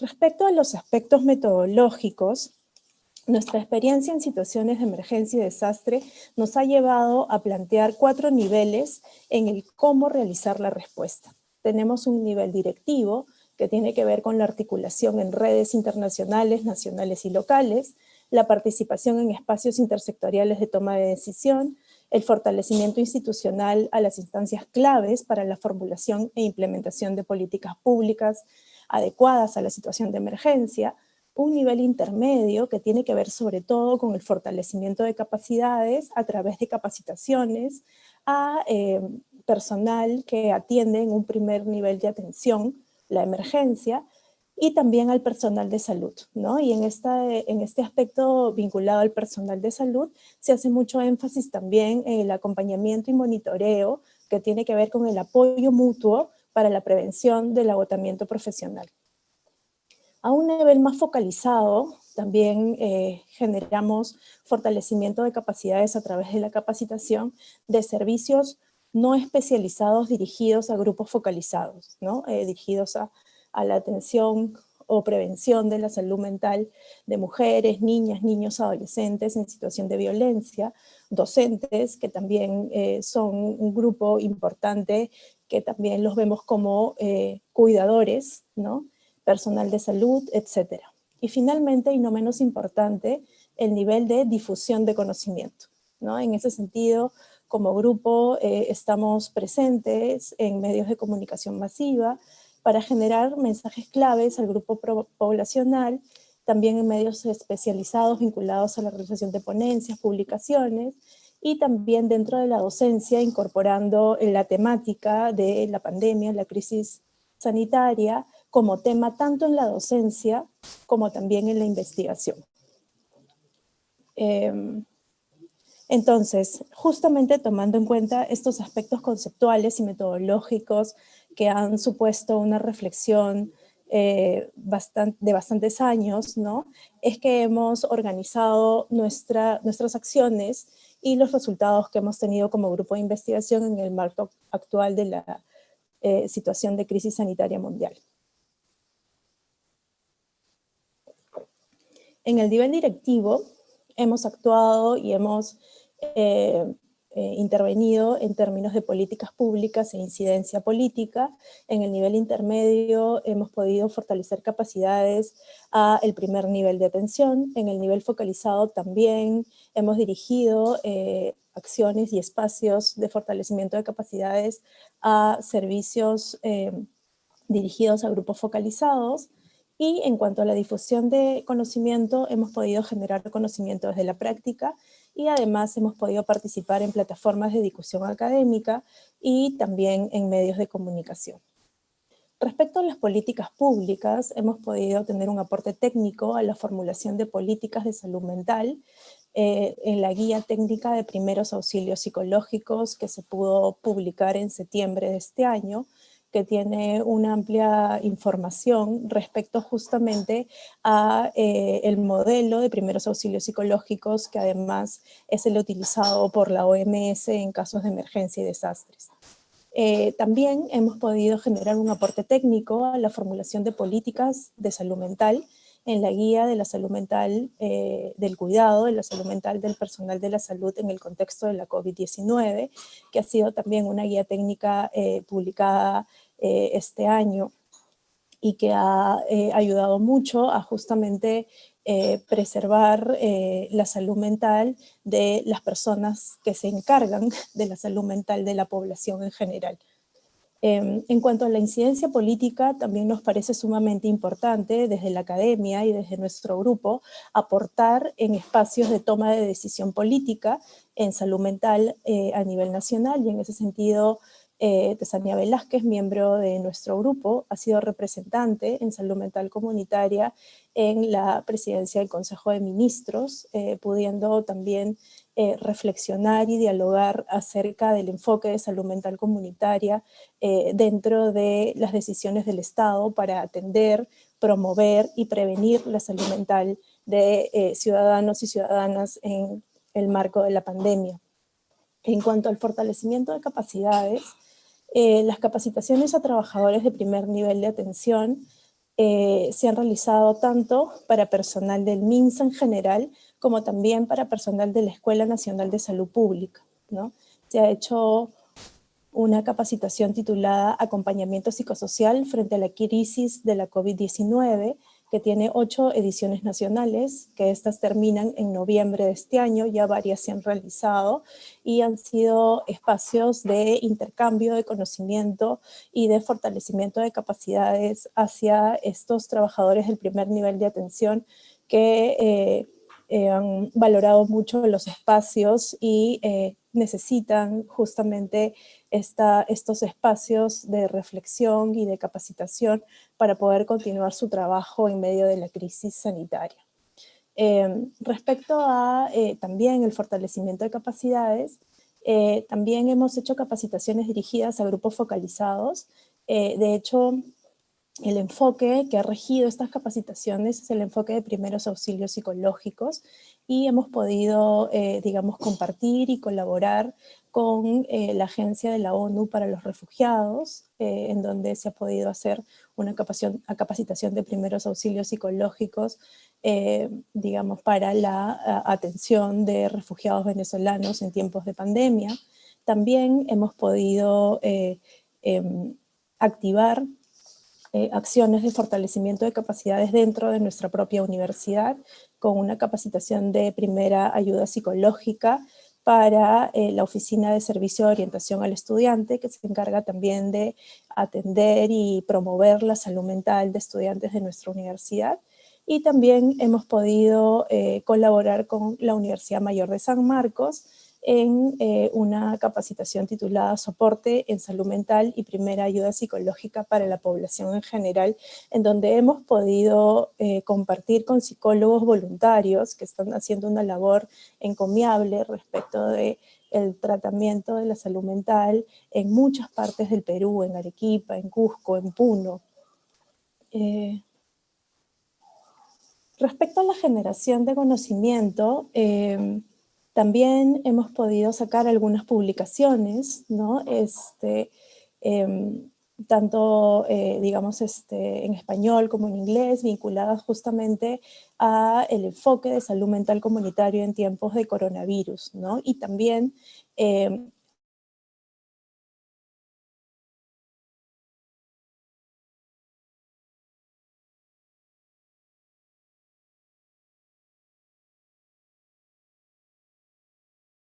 a la reflexión y la han podido también participar en plataformas de discusión académica a nivel nacional e internacional a fin de poner en el diálogo las necesidades de la sociedad con el quehacer universitario, ¿no? En esa línea creemos que estos espacios de reflexión, de diálogo, que permiten, digamos, una difusión masiva, ayudan a también en general a las personas a poder entender y comprender qué es lo que nos está pasando como sociedad y como individuos en esta situación de crisis sanitaria mundial, ¿no? Luego también hemos participado como, digamos, como académicas y expertas en algunos temas vinculados con la salud mental comunitaria, en medios de comunicación escrita y televisiva, a fin de generar corriente de opinión que permita comprender la conducta humana en situación de pandemia, ¿no? Y para nosotras es un reto esto porque justamente nos obliga a traducir el lenguaje académico en el cual las personas que estamos dentro de la universidad nos sentimos muy cómodos para poder justamente salir de ese espacio de confort y poder dialogar con la ciudadanía en general, ¿no? Poder traducir estos conocimientos académicos tan relevantes y tan importantes en lenguaje cotidiano que permita dialogar con la ciudadanía en general y generar, digamos, pequeñas grietas para la transformación o la transformación del malestar en bienestar en tiempos de pandemia, ¿no? Y también poder, digamos, conversar acerca de problemáticas con un enfoque crítico que también nos permitan como sociedad entender este momento de pandemia como un momento también de oportunidad de cambio y como oportunidad de, digamos, readaptación a modos de vida y de vínculos entre hombres y mujeres, entre familiares, que puedan ser mucho más, digamos, amables, empáticos y abonen a la salud mental comunitaria y a la salud mental de todas las personas. En cuanto ya a las reflexiones finales, quería compartir con ustedes que primero, el trabajo multinivel en tiempos de pandemia favorece una respuesta integrada a la situación de crisis sanitaria, ¿no? Este modelo metodológico multinivel nos permite no solamente elaborar, digamos... Profesora, le queda 5 minutos. Muchísimas gracias. Sí, esta es mi última lámina. Bueno, decía, ¿no?, que este trabajo multinivel en tiempos de pandemia nos permite no solamente producir conocimiento académico, sino también transformarlo y dialogarlo con la ciudadanía, con la finalidad de poder generar corriente de opinión, políticas públicas que nos ayuden como país a librar esta ola de la pandemia, ¿no? Siempre como grupo nos preguntamos, ¿no?, ¿qué país vamos construyendo?, ¿no? Y pensamos que el diálogo retroalimentativo y el vínculo colaborativo con el Estado, ¿no?, desde la academia y el Estado, es central y potente para generar respuestas adecuadas y acertadas ante situaciones de emergencia y desastres, ¿no? Por otro lado, desde la universidad creemos y estamos convencidas de que sí podemos generar cambios, que la producción de conocimiento académico desde la psicología comunitaria tiene la finalidad de transformar la sociedad y responder a sus necesidades y demandas, y por eso nos retamos siempre a salir de nuestro espacio de confort y poder dialogar y colaborar con la ciudadanía desde un lenguaje más sencillo, ¿no? Y por otro lado, finalmente, la psicología comunitaria permite comprender la conducta humana en tiempos de crisis desde una mirada compleja, tomando en cuenta los problemas estructurales históricos que tenemos como país y permitiendo entender que la pandemia no nos afecta a todos por igual, ¿no? Que hay diferentes situaciones que nos ponen a peruanos y a peruanas en situaciones tal vez de ventaja o de desventaja frente a la situación de crisis, a la situación de emergencia por la que podamos pasar como país. Ahí me quedo, muchísimas gracias.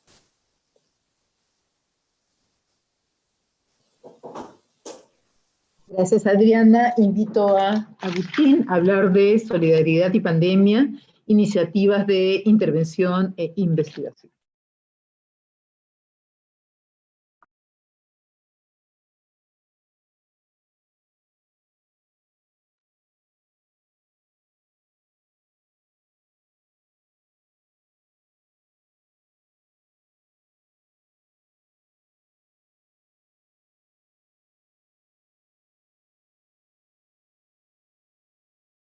Bien, buenas tardes con todos y con todas. Muchas gracias, Cheri, por la presentación. Yo quiero empezar esta pequeña conversación agradeciendo a la Comisión de Investigación del Departamento de Psicología por la invitación, a la DGI por este esfuerzo de difundir desde distintas aristas la investigación académica, la investigación con impacto social desde la universidad, además en un contexto tan urgente como el de la COVID-19. También quiero agradecer a las personas que me han precedido en la palabra porque creo que sus presentaciones, aunque no aborden el mismo tema que estoy abordando yo, creo que le van a dar un mejor y un mayor sentido a lo que yo quiero compartir hoy día con ustedes. Les pido disculpas porque no tenemos datos concretos ni resultados concretos aún. Estas son actividades que están aún en proceso, pero espero que estas reflexiones sobre el trabajo de solidaridad en contextos de pandemia nos permitan construir algunas líneas de investigación que tengan incidencia en el desarrollo de una sociedad mejor que todos los peruanos y peruanas queremos tener hacia el futuro. Entonces, dicho lo dicho, comienzo con algunas reflexiones generales que provienen de investigación en contextos similares a los que ya Adriana ha descrito en su presentación, ¿no? Desde la psicología social, por supuesto de la psicología general, desde la psicología comunitaria, hay un conjunto de recomendaciones básicas sobre cómo se tienen que afrontar en determinadas circunstancias, situaciones como las que estamos viviendo. En ese sentido, hay un texto muy interesante que además es un resumen con ideas muy claras de cómo se debería afrontar desde las distintas sociedades un poco las situaciones de emergencia sanitaria, desde el acatamiento en algún momento de los estados de confinamiento hasta la conducta ciudadana cuando estos estados de confinamiento se empiezan a levantar y tenemos que ir adecuándonos a una nueva situación o a una nueva realidad social, a que valgan verdades, creo que casi ninguno que no fuera epidemiólogo se esperaba, ¿ya? Es decir, es como que estas circunstancias nos sorprendieron porque ninguno de nosotros venía con un manual de cómo enfrentar pandemias bajo el brazo, ya hemos estado confrontados a distintos tipos de desastres. En el Perú, por supuesto, es un país que es muy propenso a los desastres naturales y algunas situaciones de desastre social, pero no habíamos vivido o experimentado una situación de esta naturaleza. Y en este texto que está sistematizado por los psicólogos sociales belgas, pero que en realidad creo que describe o sintetiza muy bien el tema de cómo enfrentar las pandemias, se planteaba que era importante desarrollar o ver un sentido de identidad colectiva que de alguna manera o por extensión permitiera generar mejores acciones de acción colectiva coordinada. ¿Y a qué me refiero? Distintos textos de la teoría de la identidad social, por ejemplo, sugieren que las identidades colectivas aglutinan a los grupos y los hacen trabajar o activar metas conjuntas y apuntar a los mismos objetivos cuando hay niveles de confianza entre los grupos, cuando las expectativas positivas entre los miembros de los grupos y las relaciones interpersonales son positivas, ¿no? Entonces, para lograr consolidar un sentido positivo, un sentido cohesionado de identidad colectiva, se sugiere que en circunstancias como esta que estamos viviendo, el afrontamiento de la emergencia tendría que verse como una causa común y no una suerte de sálvese quien pueda, ¿no? Es decir, que en realidad es justamente la acción social coordinada y el intercambio entre ciudadanos a través del respeto de unas reglas básicas de juego lo que nos debería permitir tratar de afrontar exitosamente estas circunstancias. Pero esto no es lo único, o sea, porque hay que también empezar a generar un conjunto de estrategias de comunicación, de intervención y de transmisión de la información que, claro, hagan saliente que estamos ante una situación amenazante, pero también que hay un conjunto de posibilidades que nos permitirían resolver la situación. Y en este espacio también, por supuesto, fortalecer el sentido de agencia colectiva. Por supuesto, también hay un conjunto de estrategias o recomendaciones que creo que se desprenden de los trabajos que previamente se han presentado, que tendrían que ver con cómo gestionamos las emociones individuales y colectivas también. Creo que es un momento en el que todos, en mayor o menor medida, estamos siendo afectados, en que hay circunstancias en las que nos sentimos, Magali lo comentaba, por ejemplo, como padres con niños pequeños, desbordados por la situación, irritables, los niños también tienen problemas emocionales, que produce el confinamiento, en algunas circunstancias estamos desesperados, y claro, por supuesto hay una emocionalidad que hay que gestionar, ¿no? Y por supuesto no es una emocionalidad positiva. Entonces, esto de alguna manera es parte de un escenario que tenemos que tratar de construir. Y lo traigo a colación porque creo que ha habido, y de manera preocupante, en medios de comunicación, más bien un tratamiento de la información alarmista y no centrado en la transmisión de mensajes positivos. Con esto no quiero decir que tenemos que ser ingenuos y no reconocer que hay problemas donde realmente los hay, pero es cierto que hemos ido desarrollando narrativas que más bien son un poco empáticas, muy cargadas de hostilidad, lo cual es comprensible en las circunstancias de estrés o de confinamiento, pero que habría que aprender a gestionar, y que para eso hay un rol desde los profesionales de las ciencias sociales, por supuesto, desde los psicólogos y desde otras especialidades que deberían estar orientadas, desde la comunicación social, que deberían estar orientadas a trabajar en esta línea. Entonces, claro, ahí es importante tener en consideración, en contexto además, que estamos un poco atravesando todos de manera conjunta un problema que nos afecta a todos, pero que, como bien han expresado también las personas que me han precedido en la palabra, no nos afecta a todos de las mismas maneras, y que es necesario probablemente para construir esta noción de identidad colectiva, que refuerce un sentido de agencia sobre el cual podemos actuar de manera más articulada como sociedad, promover prácticas que estén vinculadas con la solidaridad. Tener un enfoque un poco más propositivo, menos coercitivo, punitivo. No digo que las transgresiones no deban ser sancionadas, pero que un poco en línea o en concordancia con lo que ha planteado también previamente Lenia y Rafael, tener una comprensión clara del contexto y empezar a trabajar sobre aquellas variables que contextualmente permitan satisfacer algunas necesidades fundamentales de las personas, que a la larga permitan también resolver o actuar de una manera más eficiente ante el problema. Yo, a modo de ejemplo y un poco para clarificar esta narrativa que proponían los psicólogos sociales belgas a través de una extensiva revisión de literatura sobre cómo afrontar o confrontar situaciones de emergencia, quiero compartir una iniciativa que es una iniciativa muy pequeña, que no es exclusiva del Grupo de Psicología Política y Social. De hecho, acá han participado investigadores de grupos como Motivación y Emoción.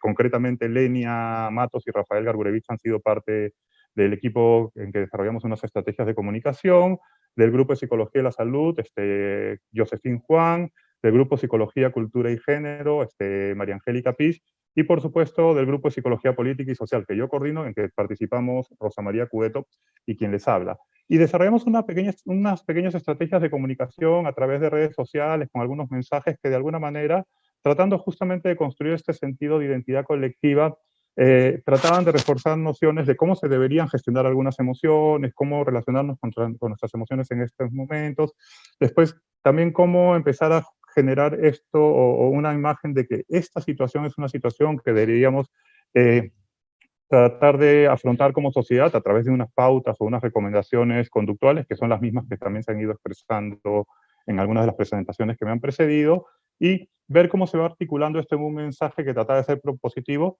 y que tenía la intención de ser viralizado en redes sociales, insisto, para que hubiera como una lectura más positiva a través de la solidaridad. ¿Y por qué elegimos la solidaridad?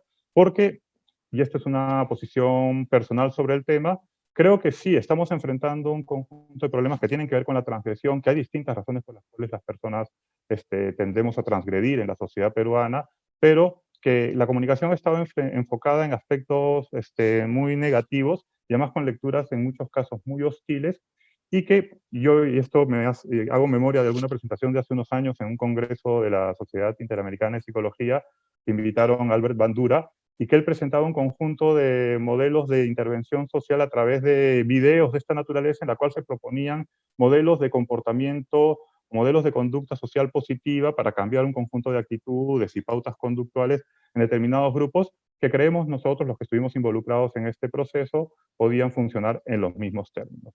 El impacto aún no lo podemos evaluar, fueron videos que se viralizaron muy bien, hemos llegado a superar las 30.000, 40.000 visualizaciones, con comentarios muy positivos de la gente que los veía, que conectaban mucho en este momento. Lamentablemente los recursos y el tiempo han sido limitados y los desarrollamos con un sentido de urgencia y con muy buenas intenciones. Creemos que los resultados han sido positivos, porque sabemos que de buenas intenciones está empedrado el camino del infierno también. Entonces, claro, hay que pensar muchas veces que la intervención tiene que tener una evaluación y estamos pensando un poco en qué medida esto lo vamos a sistematizar para ver a la larga cuál ha sido el efecto de estos videos. Yo he puesto en la presentación dos, quiero compartir el primero, que creo que es el que está más centrado en la solidaridad. En el segundo, el primero es uno que está centrado justamente en mensajes de solidaridad, que trata de recuperar la idea de construir un sentido de agencia, un sentido de identidad colectiva, y hay una propuesta de gestión de emociones. El segundo es un homenaje a los fallecidos por COVID en el Perú, y se propone que a través de nuestra conducta socialmente responsable se haga ese homenaje a las personas que se fueron. También hay un elemento de gestión, por supuesto, de las emociones en esta propuesta, y por supuesto también hay un llamado a la solidaridad, porque la conducta del autocuidado y del cuidado de otros tiene una implicancia, un contenido solidario per se.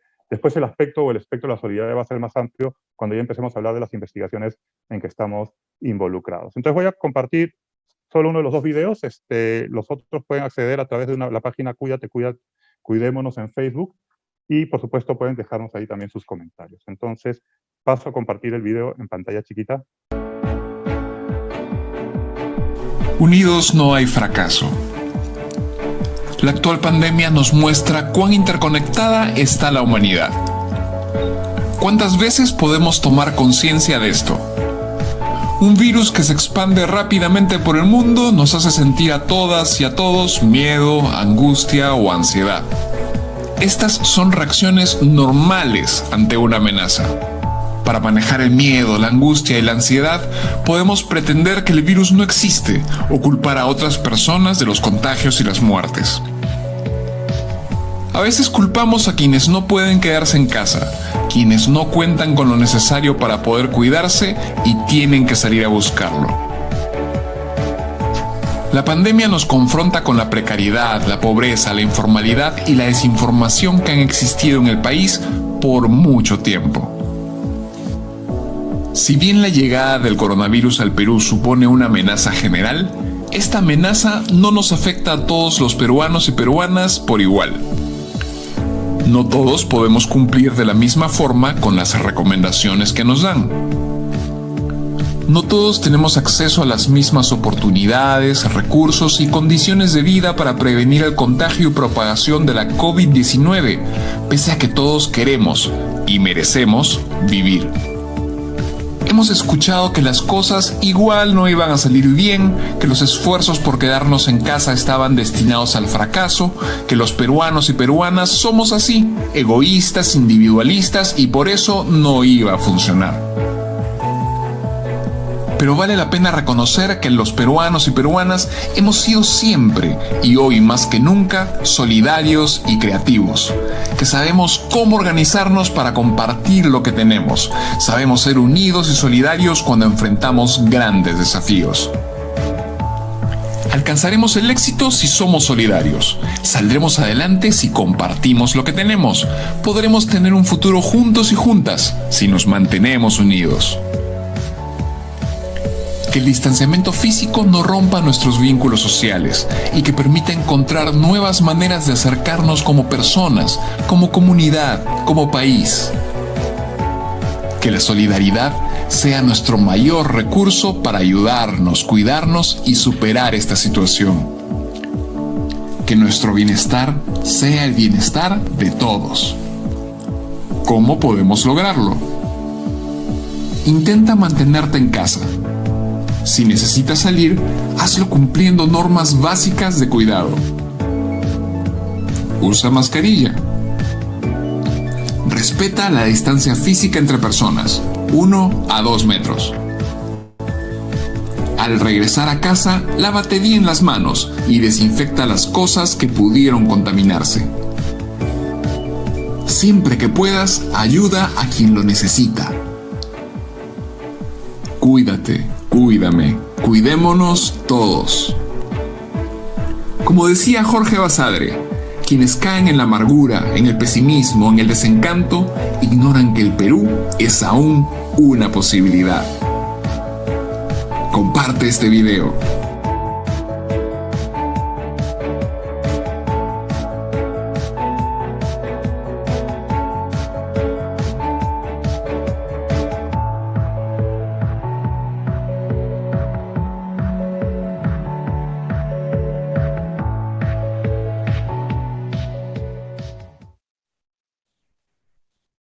Unidos en el recuerdo.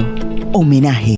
Por cuestiones de tiempo no voy a pasar el segundo, los invito a que vayan a nuestras redes sociales. Prometo que va a acabar en 5 minutos, o sea, tampoco no me queda mucho. Bueno, perdón, lo que pasa es que no me está dejando pasar. Igual que Rafael, a mí también mi computadora no me hace caso en algunos momentos. Entonces, tengo... Muy bien. Entonces, bueno, aparte de que la experiencia de trabajo con colegas que no eran necesariamente psicólogos sociales, sino de otras ramas de la psicología, que tenían experiencia en motivación, en psicología de la salud, fue muy enriquecedora. Ustedes pueden encontrar en esta línea argumentativa un mensaje que trata de cumplir con estos elementos más bien conceptuales y anclados en la investigación, pero que tratan de llegar a la ciudadanía como un modelo de conducta positiva. Hubo, por supuesto, algunas críticas también al video sobre el distanciamiento social entre las figuritas y cosas por el estilo, que en la segunda pauta tratamos de mejorar, porque la idea, claro, es ser consistentes con lo que se trata de transmitir, además en las circunstancias en que estamos, ¿no? Bien, este fue un primer escenario. Este grupo permitió que parte de los miembros del grupo de psicología política nos vinculáramos después con un proyecto de investigación que es justamente sobre solidaridad en pandemia, porque queríamos ampliar un poco el espectro.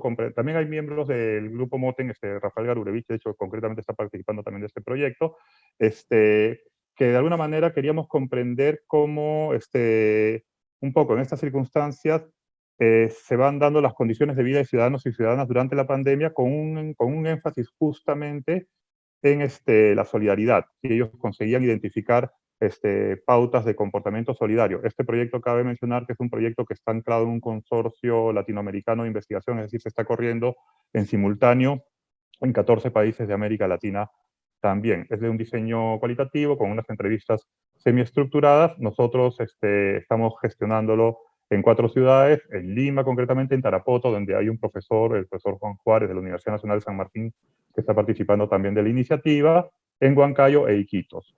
A través de contactos, las entrevistas las hacemos a través de estas plataformas más virtuales, y en realidad, básicamente, no tenemos resultados concretos, ya está más de un análisis muy, muy complejo, pero a grandes rasgos, sobre las conversaciones del grupo, hay 2 elementos que están resultando ser salientes en este momento cuando realizamos las entrevistas, y uno es la saliencia y la transgresión con un elemento que molesta o que justamente nos cuestiona como ciudadanos, pero también cómo la pandemia ha generado un conjunto de iniciativas solidarias de distinto nivel, que van desde las relaciones interpersonales, normalmente la ayuda a los conocidos o los amigos que le están pasando mal en estas circunstancias, hasta un conjunto de iniciativas comunitarias y otras un poco más amplias o que están gestionadas, por supuesto, desde entidades públicas, ¿no? Entonces estamos tratando un poco de conseguir más insights o más insumos sobre cómo se están dando las pautas de la vida cotidiana en el contexto de pandemia y cómo reforzar a través de esta información modelos de conducta solidaria.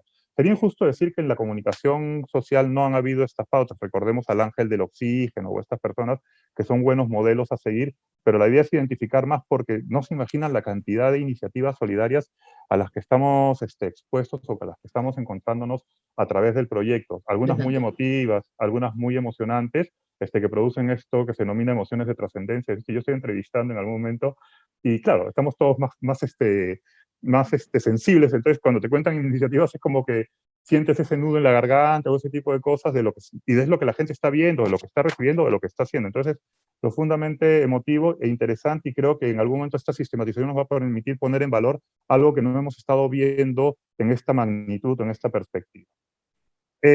Y ya para terminar, en realidad, yo quería compartir algunas iniciativas de investigación que ayudan a contextualizar este trabajo de la pandemia y que están vinculados, por ejemplo, con las tesis de bachillerato de nuestros estudiantes, ¿no?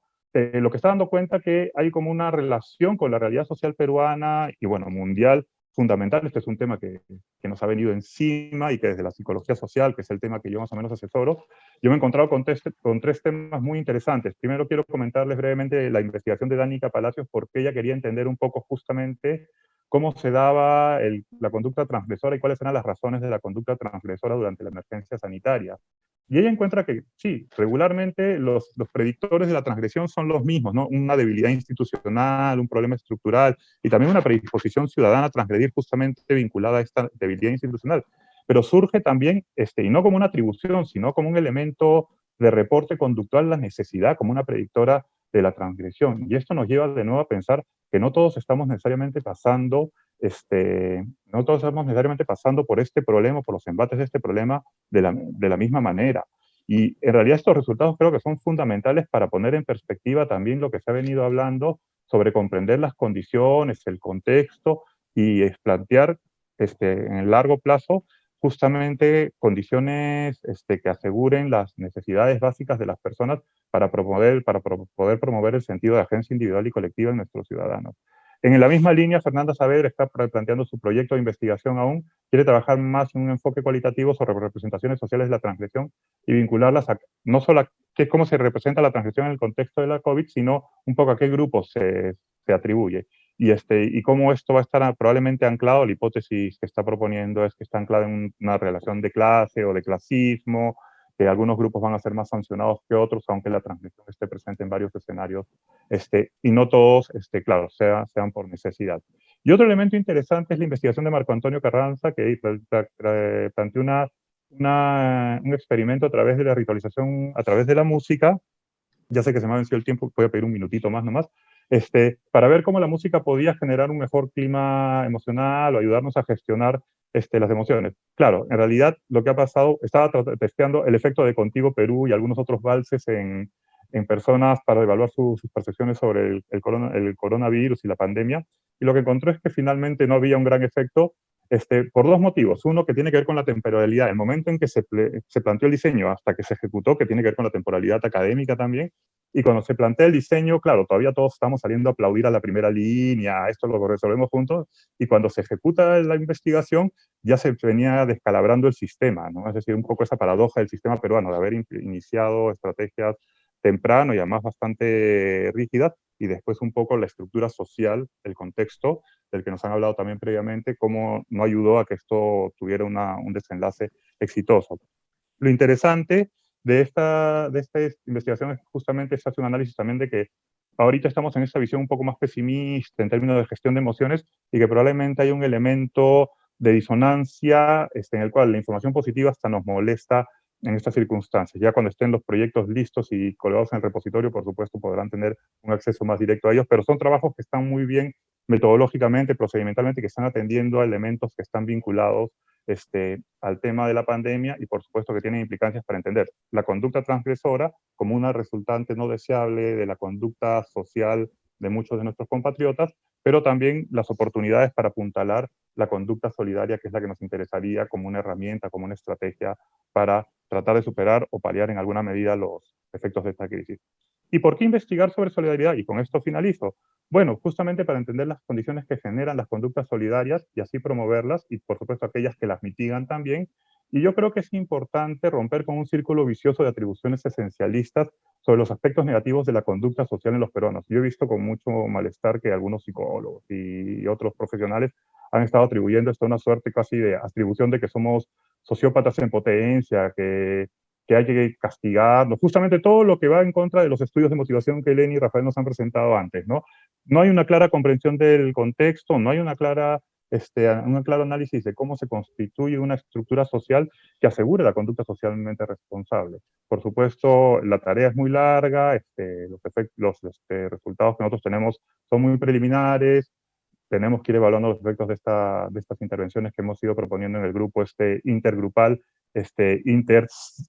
aproximaciones psicológicas que fuimos trabajando, pero creo que es una reflexión que es interesante abrir, ¿no? Es un tema que es interesante abrir al debate en psicología. Y con esto termino. Muchas gracias por su atención y muchas gracias también a mis compañeros por sus presentaciones previas, porque creo que han facilitado un poco la argumentación que quería traer a colación. Gracias, Agustín. Bueno, hemos tenido unas presentaciones extraordinarias, muy orgullosa que sean Psicología PUC. Yo voy a rescatar solo algunas ideas de algunas de ellas, que es lo que me han pedido que haga, antes de pasar a las preguntas.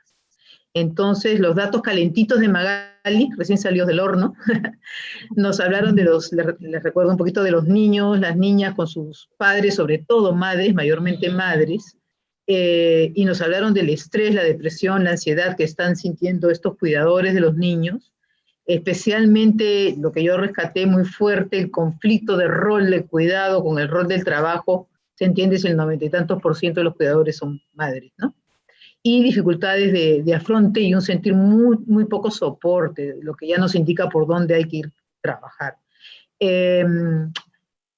Y estos niños con mucho miedo y con mucho nerviosismo que los padres perciben y reportan. Esto ya nos va dando líneas de acción. En cuanto al trabajo de Lenia, de cómo generar condiciones para que se haya conductas de mayor cuidado frente al COVID en jóvenes y adultos y personas mayores, ella ha cuestionado el tema de cantidad y habló más de calidad de la motivación y nos ha demostrado cómo lo importante que es la identificación y no el deber y la prohibición o el castigo y el premio. Y la importancia de las necesidades básicas, la satisfacción de necesidades básicas afectivas para poder generar la autodeterminación en las personas, pero cómo la autodeterminación, la relación con otros y la competencia que sentimos está afectada en este contexto de pandemia, y cómo no funciona el estilo controlador, sino más funciona el estilo de apoyo. Eso va engranando con lo que decía Agustín, las campañas, o con lo que decía Adriana, de cómo intervenir, nos va dando alguna pauta.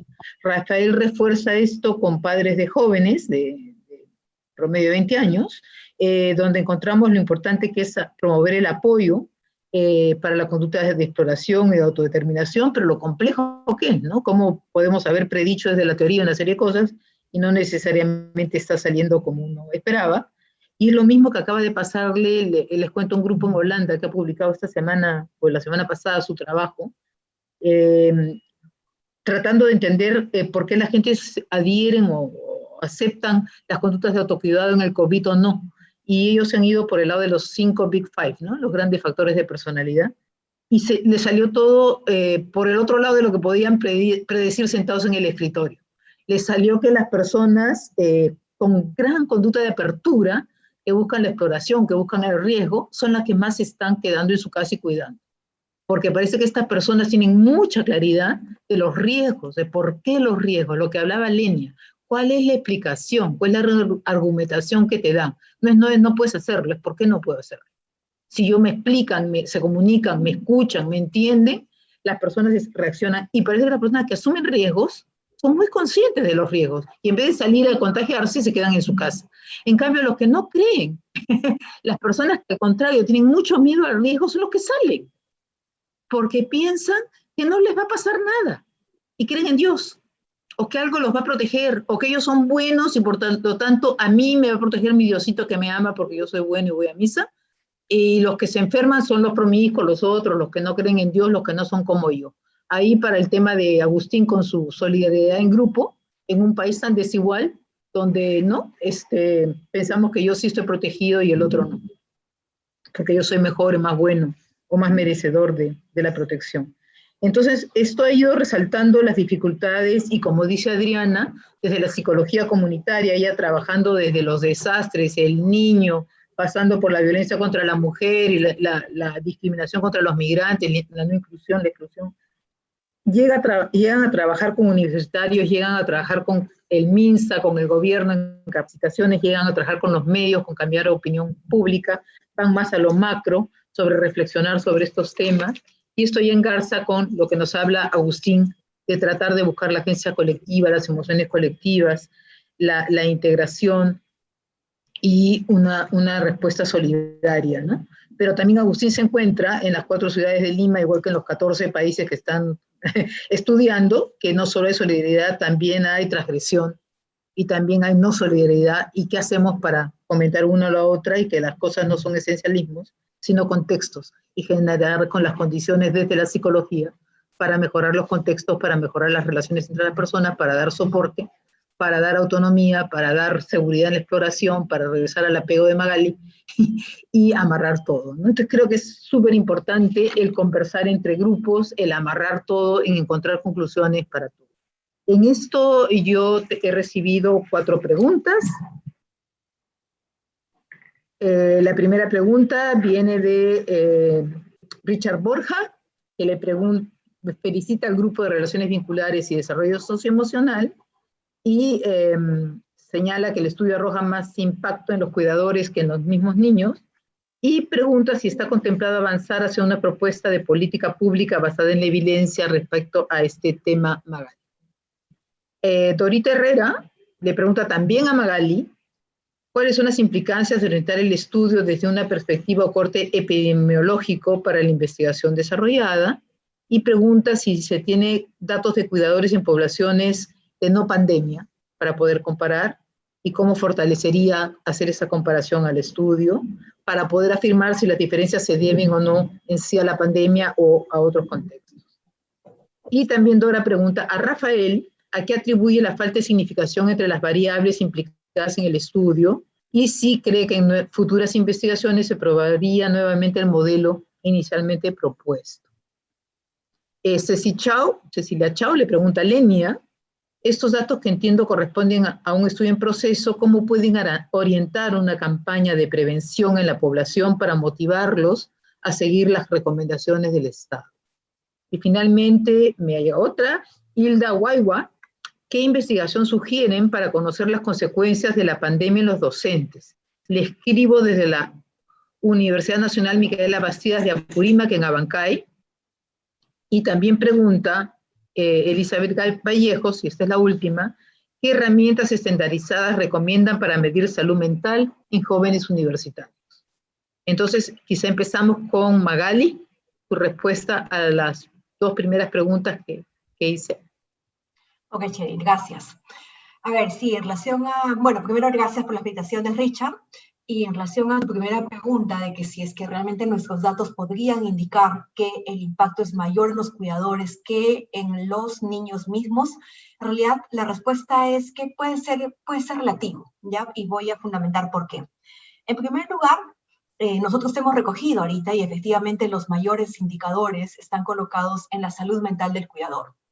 Y una investigación publicada también en julio de este año indica que ha demostrado empíricamente que el impacto de la pandemia hacia los niños menores es precisamente a través del estrés parental.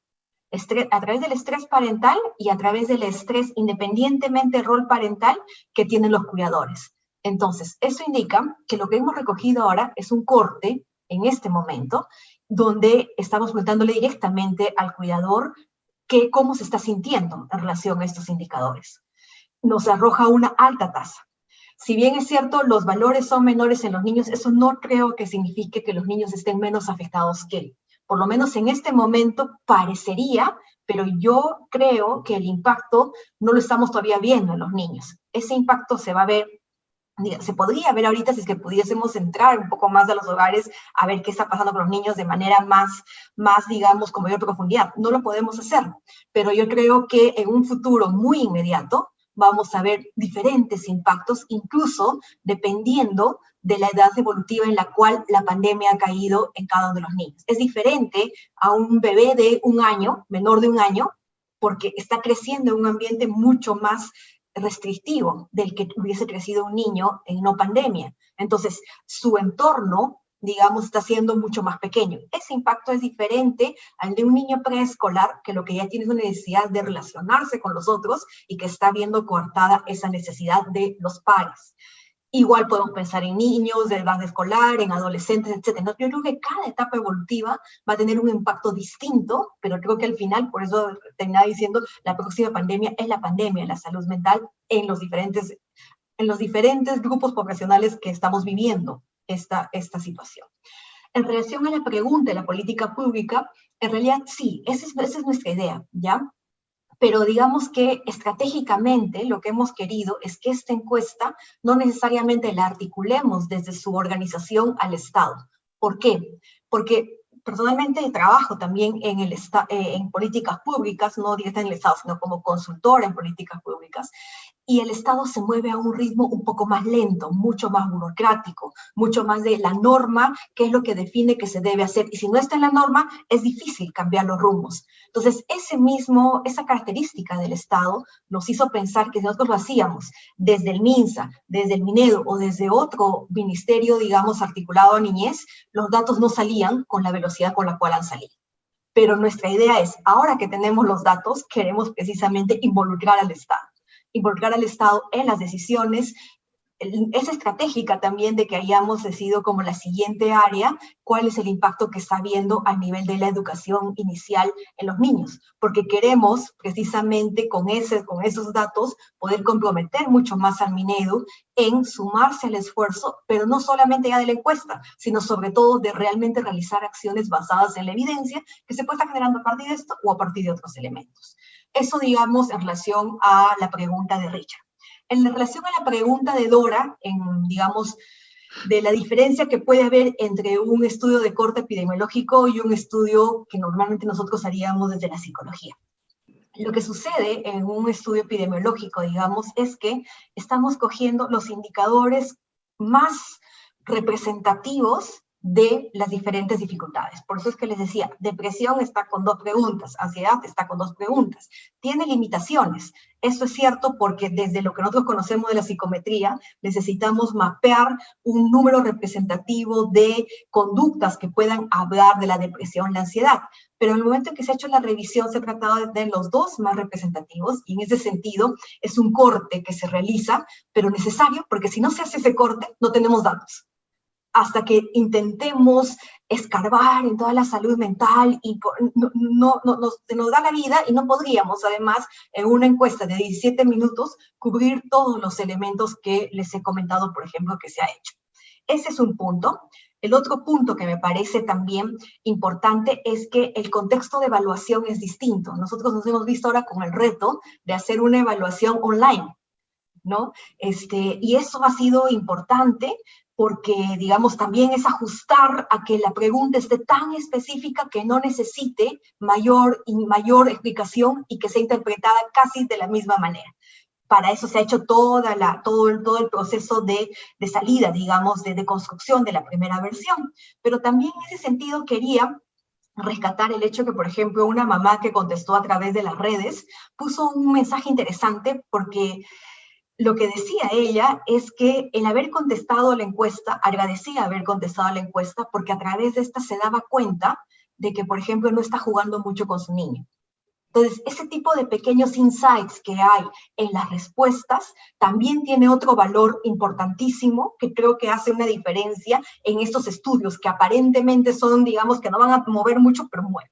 Y ya lo último que quería decir es que el hecho de que sea un estudio epidemiológico también tiene que ver con que lo estamos midiendo desde la percepción del cuidador, ¿ya? Y yo lo estuve pensando y analizando porque hemos hecho otra encuesta para medir el desarrollo, y claro, la limitación es esa, pero creo que en este caso no es tanto una limitación. ¿Y por qué lo digo?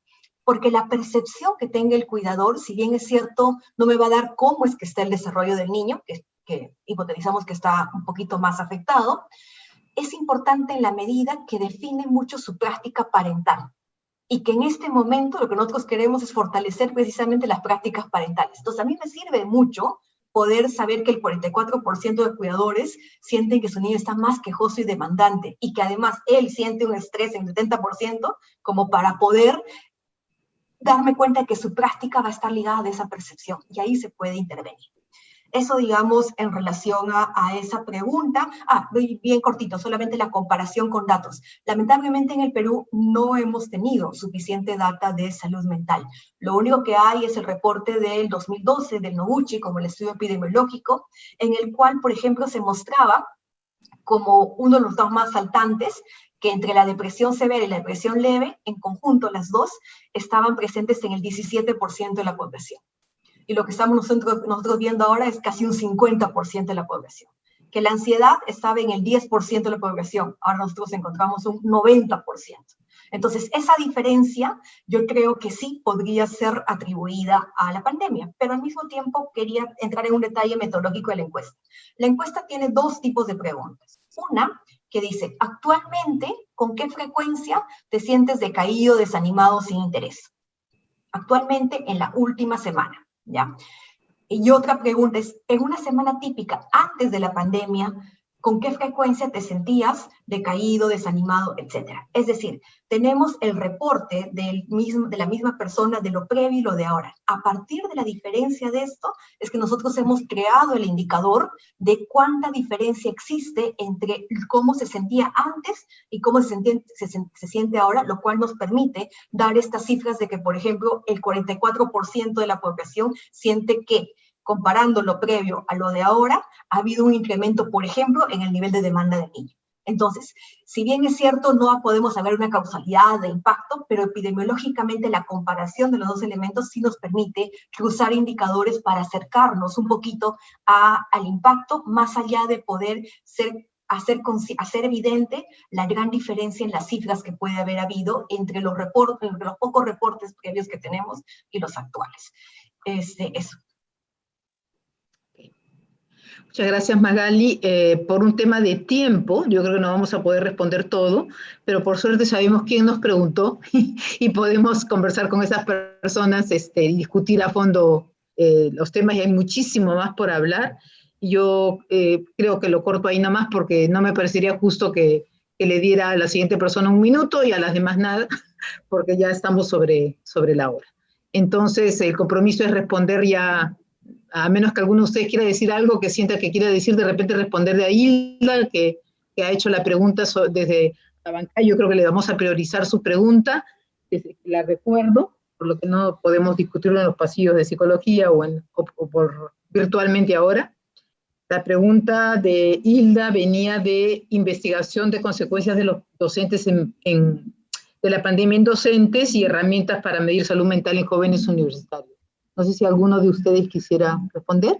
A Hilda yo le quisiera comentar que en el grupo tenemos un proyecto financiado por el Fondesit que está trabajando sobre el trabajo remoto y otras consecuencias que esto ha traído, y está considerado grupo de profesores. Entonces nosotros podemos ayudarlos en esta investigación que ya está contemplada, está lista para recoger los datos, así que te voy a poner mi correo para que nos pongamos en contacto. Lo podemos hacer inmediatamente. Sí, yo creo que como parte del grupo, en realidad en las iniciativas, perdón que me haya metido, pero en las iniciativas que tenemos el grupo, muchas de las variables de salida que nosotros evaluamos tienen que ver con aspectos que toman la salud mental desde diferentes puntos de vista. Por ejemplo, ahora en el estudio que se ha hecho ahora, que se ha presentado ahora, la variable de salida es una variable de trauma, ¿no? Que es una visión de la salud mental, pero existen otras que están asociadas al bienestar, también está la depresión, la ansiedad. Creo que hay muchas pruebas y creo que sería útil, más bien si Hilda le escribes a Lenia, ella me reenvía tu correo y yo también puedo colaborar con mandarte información. Hilda, también decirte que en la Católica se ha formado una comisión de protección y cuidado de la salud mental, y que estamos trabajando también en efectos en docentes, efectos en estudiantes. Mantente en contacto con nosotros. La que preside esa comisión es Mónica Casareto, pero cualquiera de nosotros te puede responder o alcanzar cuando tengamos ya un poquito más de elementos para poder socializarlos de ese tipo de resultados. Se está haciendo en varias universidades los estudios, además en el consorcio, entonces creo que vamos a ir generando evidencia para las decisiones, las intervenciones, como decía Adriana, la intervención, y como decía Agustín, las políticas públicas, ¿no? Entonces, generamos evidencias para la acción, que es lo importante, y esa es la meta que estamos teniendo. Entonces, les agradezco mucho por encargo del Departamento de Psicología y del BRI, la participación aquí. Los alentamos a seguir participando en los eventos del Encuentro Anual de Investigación PUC. Muchísimas gracias a todos.